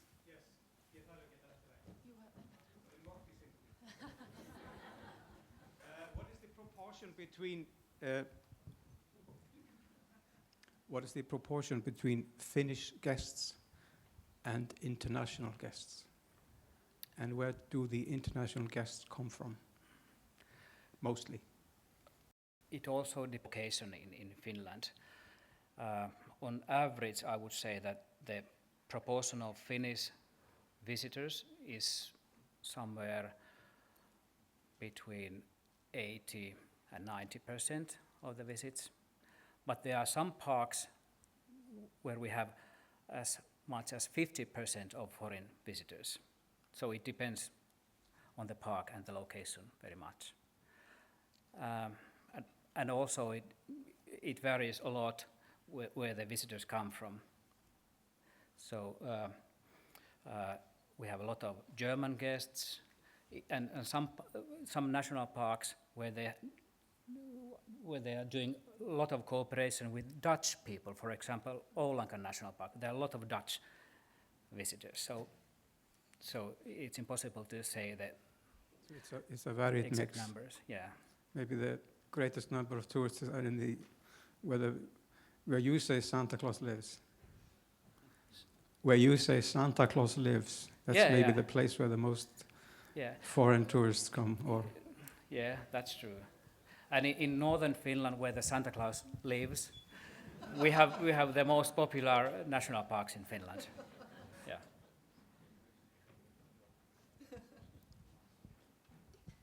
Thank you for a very interesting presentation. I was wondering what is the difference between the national park governance in Finland and the other Nordic countries, and excluding Iceland, but Norway, Sweden, and perhaps Denmark also?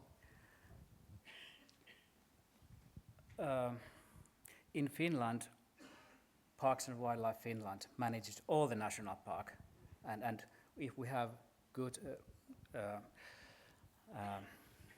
practices, for example, visitor monitoring, for example, we can spread that all over the country very effectively. But in Sweden and in Norway, the structure is different. They are not under the same organization. Yeah, and I think that the case is the same in Norway as well. Yeah, and I just learned your situation from those posters outside, and yeah. So I think that we are very lucky that because we manage all the national parks. So that's as whole, that's one of the surviving things. It's really big thing for us. So.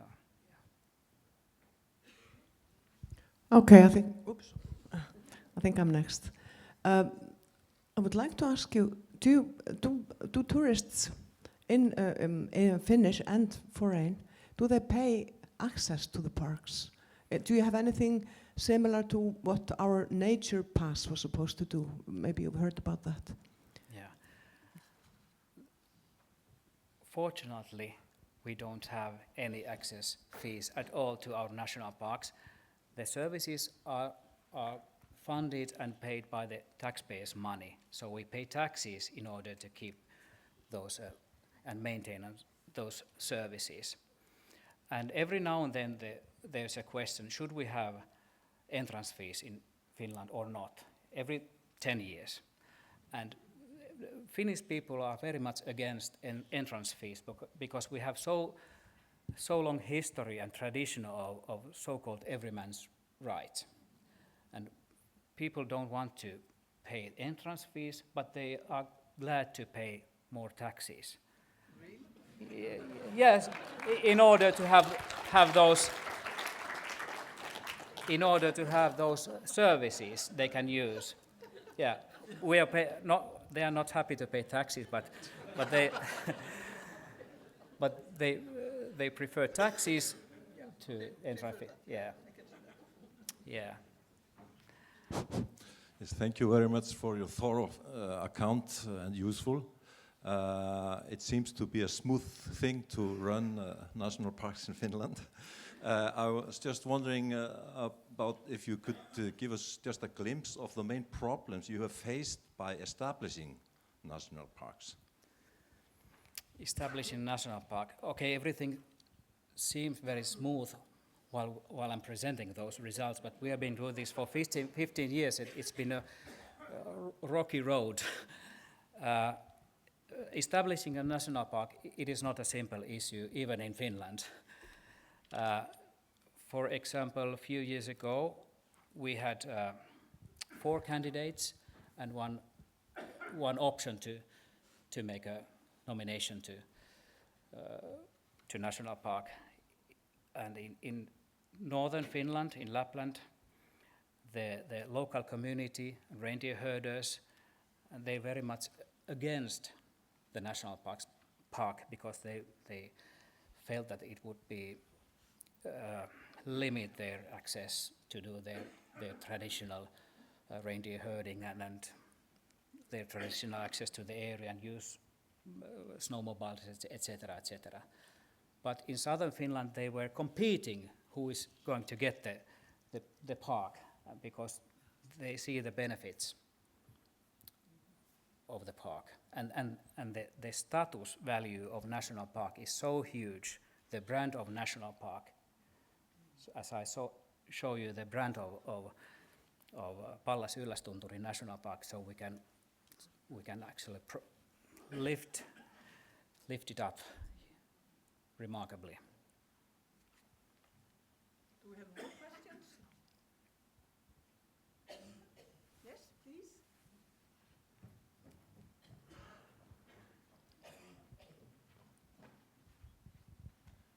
I'd like to ask you more about the numbers in your presentation. You had 208 euros. Yeah. How did you get this figure? Is it a perceived value of the visitor of the visit, or does it have to do with tourist spending? And you mentioned also the for each euro or investment, you will get 10 euros back in order to present to the politicians. How do you actually arrive at this number? What do you take into account? Yeah. For the first question, it is the perceived value of visitors. They don't pay 208 euros, but they value their visit to park as high as 208 euros. And that's not real money, but it indicates the value of the health benefits. And what was the last question? The investment, okay. Because we are one organization that manages all the areas, we know how much money we invest to the services and management and customer services and visitor centers of National Park. So we can quite easily calculate the cost-benefit ratio to the areas. It is, nothing of this presentation is rocket science. So it's pretty much like having correct numbers and correct data, and then we can calculate and put the database work. But it has certain preconditions in order to have those figures. And nothing happens like that. It takes years to create that kind of system. Who pays for the collecting of this information? Our organization. Your organization. Yeah. But as I pointed out, that is written on the strategy of ours. So it's just running. We could not live without those information. Yeah. Well, thank you so much for your kind information. Thank you.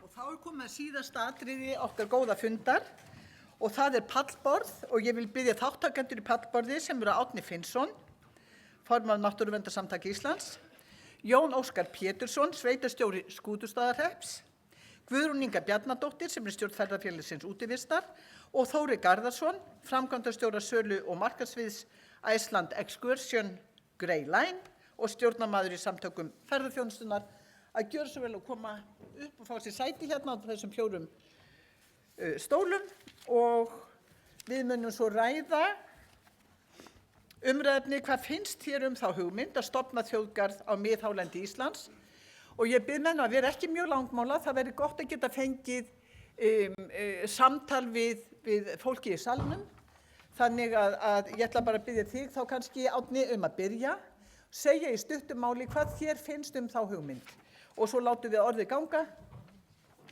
hvaða hugmynd? Það var hugmyndin að stofna þjóðgarð á miðhálendi Íslands. Eitthvað sem þú hefur aldrei heyrt talað náttúrulega.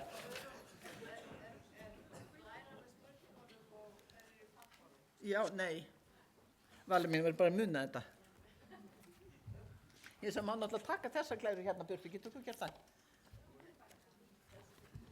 En spurningin sem sagt hvað þjóðgarð á miðhálendi? Takk, heyrist í þessu. Já, ég man eftir því þegar við vorum að stofna Náttúruverndarsamtökin og núna, betur, ok. Það var rætt þessa hugmynd sem Hilmar lagði fram á þeim tíma að stofna þjóðgarð á miðhálendinu öllu og menn höfðu nokkrar áhyggjur af þessari kröfu, hvort það var hægt að setja fram svona kröfu yfir höfuð og kallast raunsær, svona nota vektorð. En nú finnst mér þessi hugmynd vera að koma þangað að þetta sé eiginlega lágmarkskrafa. Þannig að það mikið breyst á tæpum 20 árum. Þetta svona meginsvarið. Þetta stendur eins og Guðbjörg bendi á, mjög skemmtileg fyrirlestur í gær, stríðið stendur á nokkru leyti tungumálið, hvernig við tölum hálendið, náttúruna og hvernig við ætlum að nýta hana. Það var mjög gagnlegt fyrir mig að hlusta á það. Tómas benti á annað sem ég held að sé mjög akút, það að við þurfum að fjárfesta í náttúruvernd. Við þurfum að byggja upp innviðina sem að náttúruverndin byggir á vegna þess annars þá töpum við þessu sem við erum að reyna að venda. Þetta var kannski mikilvægasti punktandi til að byrja með. Takk fyrir þessa byrjun. Guðrún Inga, viltu þú kannski taka boltan? Ég vil tala hérna bara sem útivistarmaður á hálendinu. Ég er búin að vera þar síðan að ég fyrst man eftir mér og ég sé mikla breytingar. Mér finnst engin spurning að það komi þarna þjóðgarður og mér finnst ábyrgðar hluti að tala að það geri það ekki. Að sumuleyti minnir þetta mig svolítið á það að við séum að spila þarna fótboltaleik. Það sem hafa verið leikreglur, vissulega, það hefur verið dómar á hliðarlínunni, við hefum haft okkar mismunandi hlutverk, þetta fólk sem hefur verið þarna frá, en núna allt í einu bara verið að hleypa áhorfendunum með inn á völlinn og það eru ekki til leikreglur fyrir þá.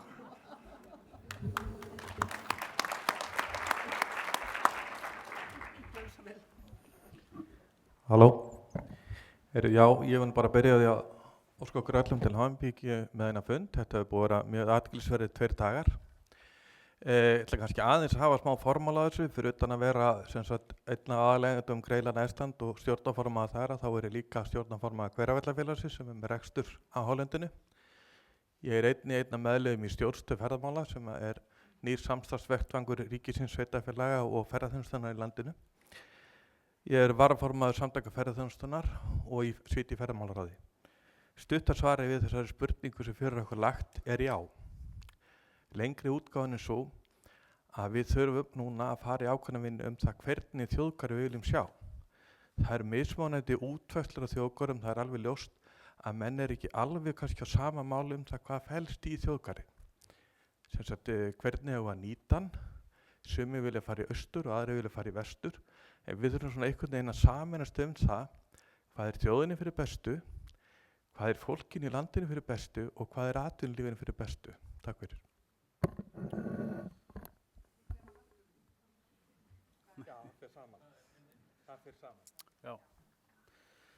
Takk fyrir þetta. Þetta er auðvitað stór spurning og það er ágætt að byrja panelinn á svona á svarin á henni en mér sýnist kollega mínir í pallborðinu vera nokkuð sammálum að þetta sé málið.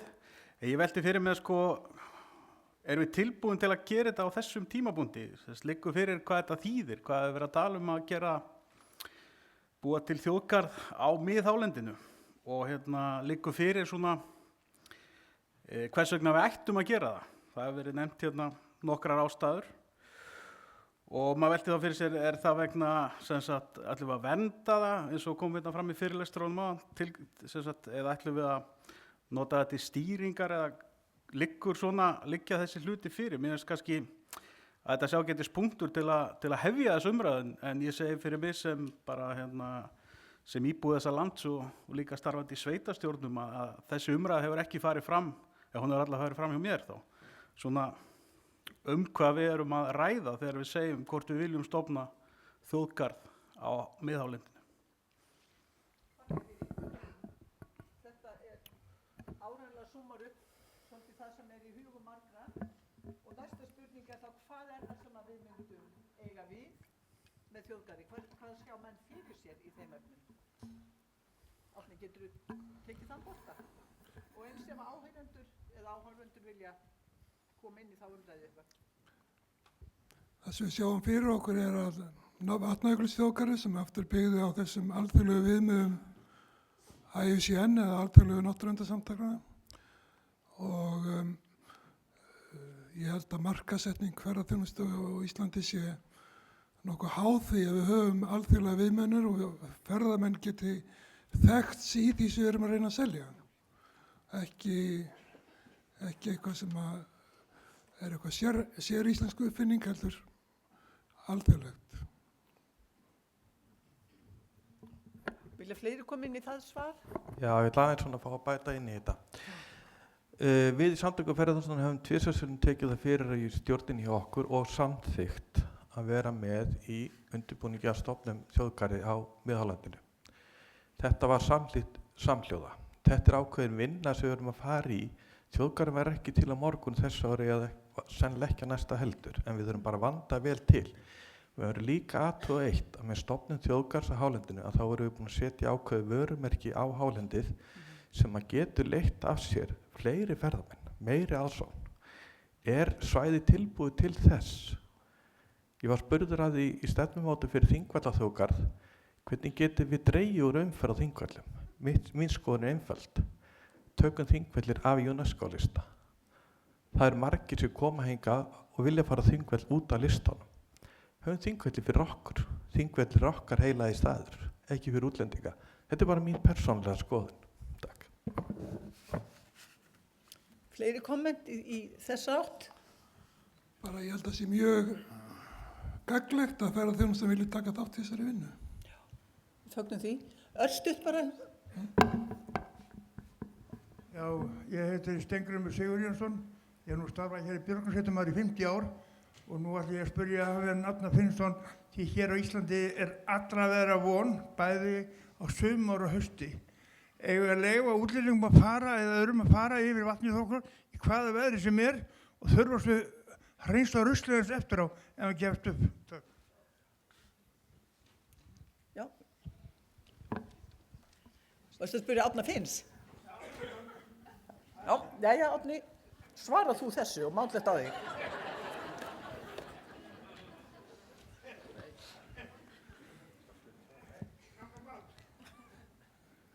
Ég held að við þurfum að akkurat fjárfesta í þessu. Við getum ekki, einhver sagði mér daginn að þú ætlar að fara í Grænlandsjökul, þá verður að borga, þú verður að skipuleggja, þú verður að sýna fram að þú komist þarna yfir að við tækibúðun og annað. Þetta vantar hér. Þess vegna þurfum við þjóðgarð.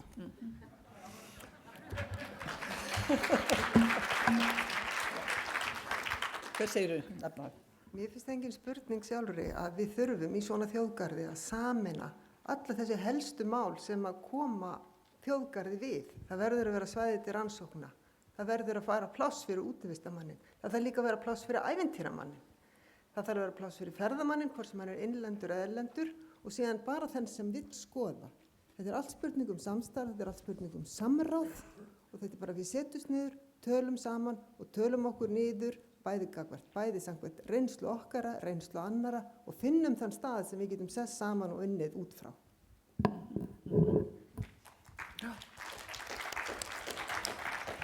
Ég veit að Hjörleifur, varst þú ekki með komment?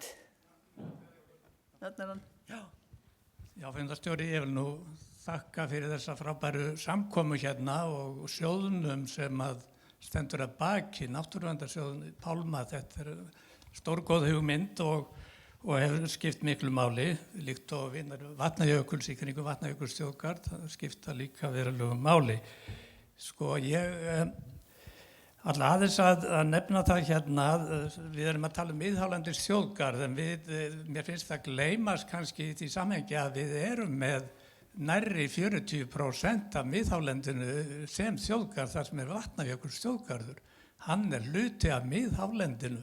Þannig að það er spurningin viðbótina sem að þá er eftir 60% eftir í hvaða viðmiðum við höfum í því efni.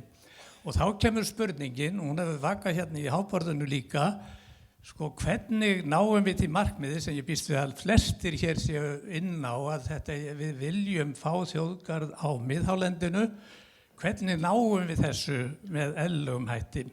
Og þar er meginspurningin, eigum við að bíða eftir í þetta takist sem heild eða viljum við reyna að ná fram áfangasigurum?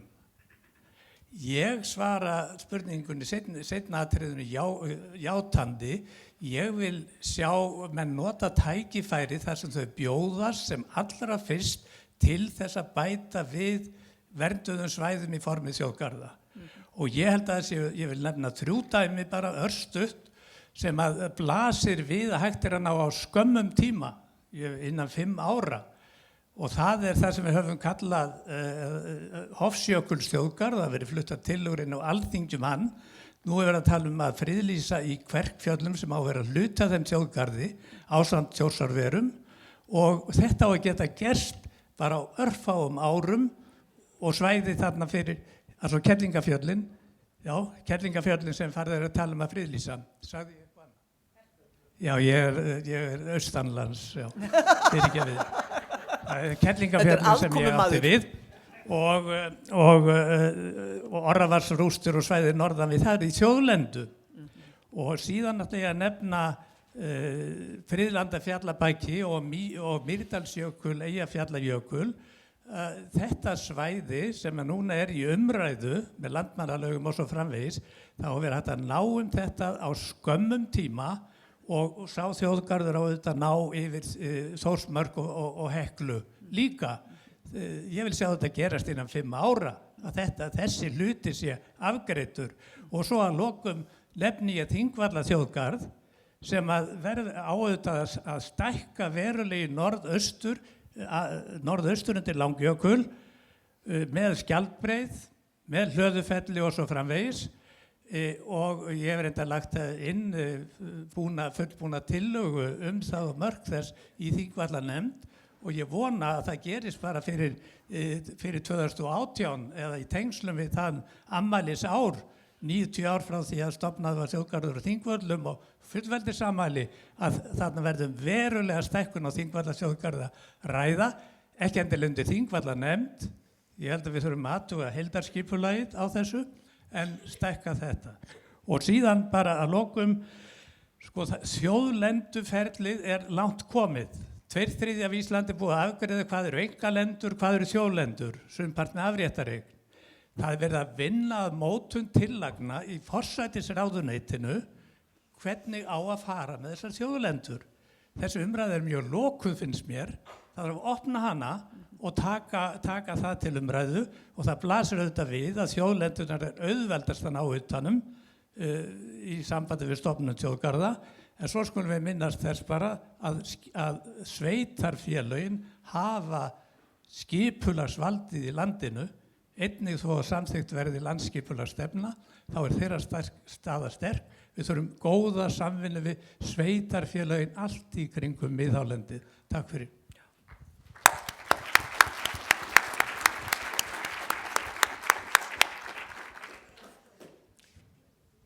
Hvað segir pallborðið þessar ábendingar Hjörleifs? Ég skal bara byrja. Staðan þannig að þjóðlendunar eru 37.000 ferkilometrar þar sem komið í dag. Ríkið að vinna eigandarstefnu fyrir þjóðlendunar og ég hef svona séð hluta af þeirri vinnu. En ég vil líka benda á að í vegvísi ferðaþjónustunnar sem samstarfsvettvangur ríkisins, sveitarfélaga og ferðaþjónustunnar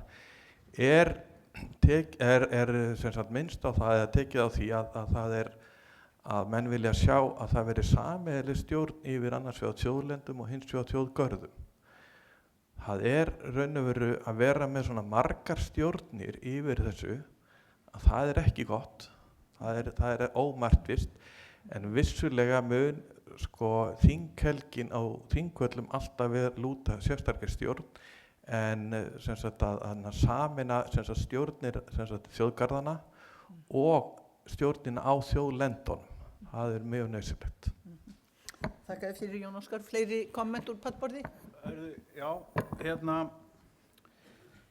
kannski aðeins varðandi, ég nefndi áðan ef það stofnað þjóðgarður, það talandi vörumerki, þá komið alþjóðlegt vörumerki á hálendið sem væri auðvitað mikils virði, en þá, við þurfum að geta staðið undir og vernda þetta vörumerki. Þannig að það líklegt, erum við þess burðug, megnu að geta sagt, við ætlum að stofna þjóðgarð á hálendinu og hvað svo? Hefur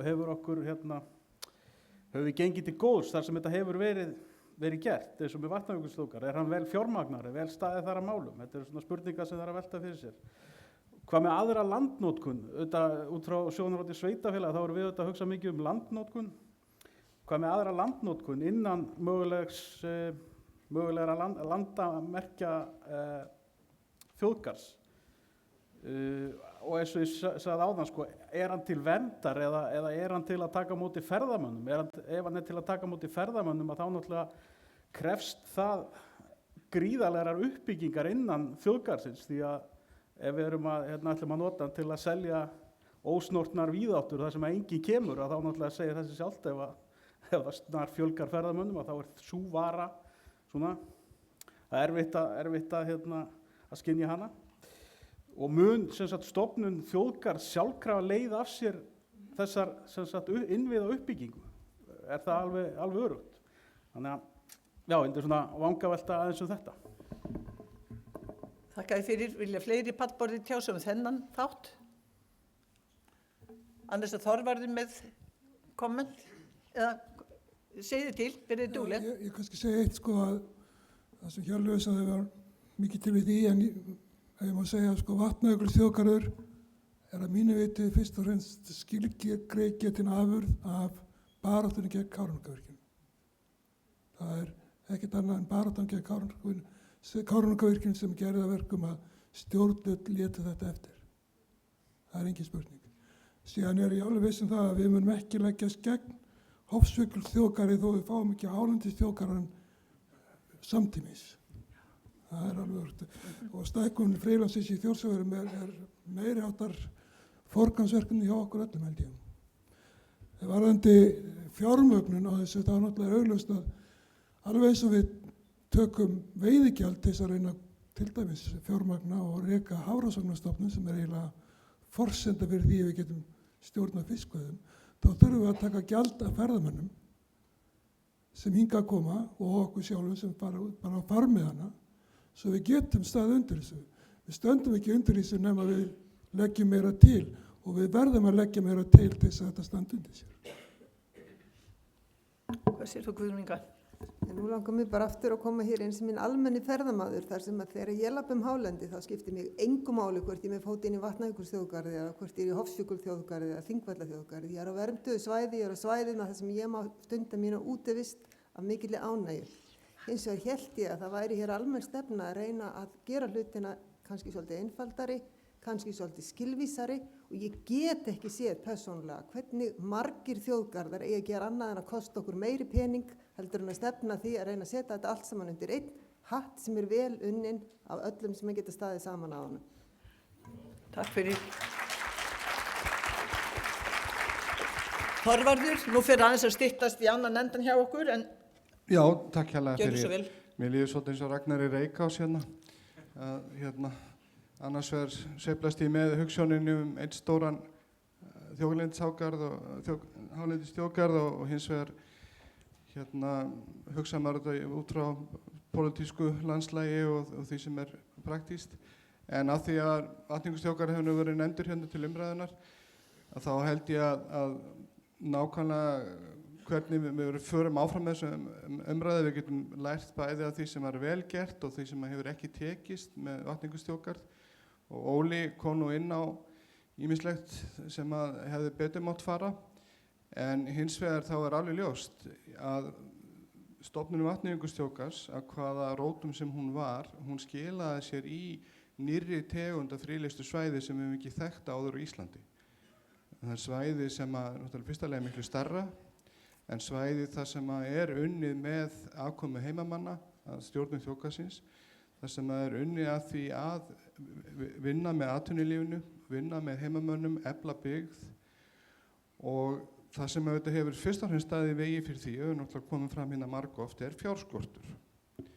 Og stundum held ég, þegar í mínu myrkasta skapi, að þetta sé meðvituð aðgerð, að með því að svelta Vatnajökulsþjóðgarð og friðlýstsvæði á Íslandi og þær stofnanir sem koma að þessum málum, þá sé verið bara að koma í veg fyrir það að friðlýstsvæði, náttúruvernd og annað geti skilað jákvæðum samfélagslegum og efnahagslegum ávinningin í þetta samfélag. Og þar af leiðandi að við höfum ekkert annað upp á hlaupa nema fleiri álver. Og maður veldi fyrir sér, hér voru settar fram í gær tölur þær tekjur sem ferðaþjónustan að skila okkar samfélagi. Og það ég held að vera nefnt 450 milljarðar í fyrra. Og við hugsum bara þessi 4-5 ár sem eru liðin sem við fengum sprengjunni yfir okkur, að þá þetta kannski 2000 milljarðar sem að koma nýjir peningar í þetta samfélag og erum gríðarlega stórir drifkraftar á margan hátt. Hversu stór hluti af þessum peningum hefur farið til náttúruverndar, til byggðaþróunar, til eflunar og öllu því ákvæða sem að ferðaþjónustan gæti skilað af sér. Þegar ég hlusta á töluna frá Finnlandi hérna áðan, að það fyrsta sem dettur í hug ekki bara verið að arðræna, ekki bara náttúru Íslands heldur íslensku þjóðina, með því að setja ekki, þó ekki verið nema 10% af þessum fjármunum í það sem þeir eiga að fara. Þakka fyrir.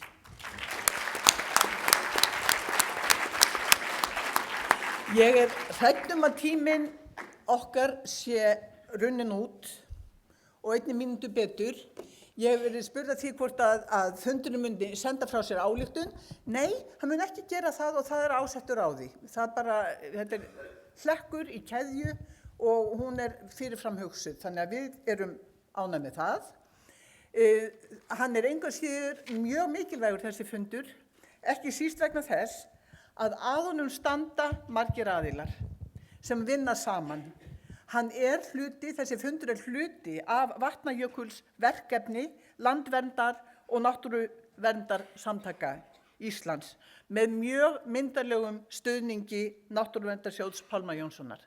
Þannig koma þessi sterku aðilar saman með það markmið að hálendið verði þjóðgarður, hvort sem hluti af stærri þjóðgarði eða hann safnist saman en hann verður þjóðgarður og hvers vegna? Vegna þess að honum, að þessu landi, að hálendinu sækja öfl sem virða ekki náttúruverndargildi hálendisins. Það þess vegna sem þarf að setja hálendið undir vernd. Og hvort sem við munum finna peningar strax eða ekki, þá aðalatriðið að taka hálendið burt af korti stór framkvæmda aðila. Það lykillinn eins og ég sé hann þar sem við stöndum núna. Ég þakka ykkur hjartanlega fyrir þennan góða fund. Ég vona ég ekki gleymt ykkur mikilvægu sem að fundarstjórar báðu mig að segja. Ég get ekki gefið orðið lengra því þá fer allt á stað aftur, en þú mátt tala við alla hérna fram og eftir. Takk ykkur fyrir og sjáumst í baráttunni.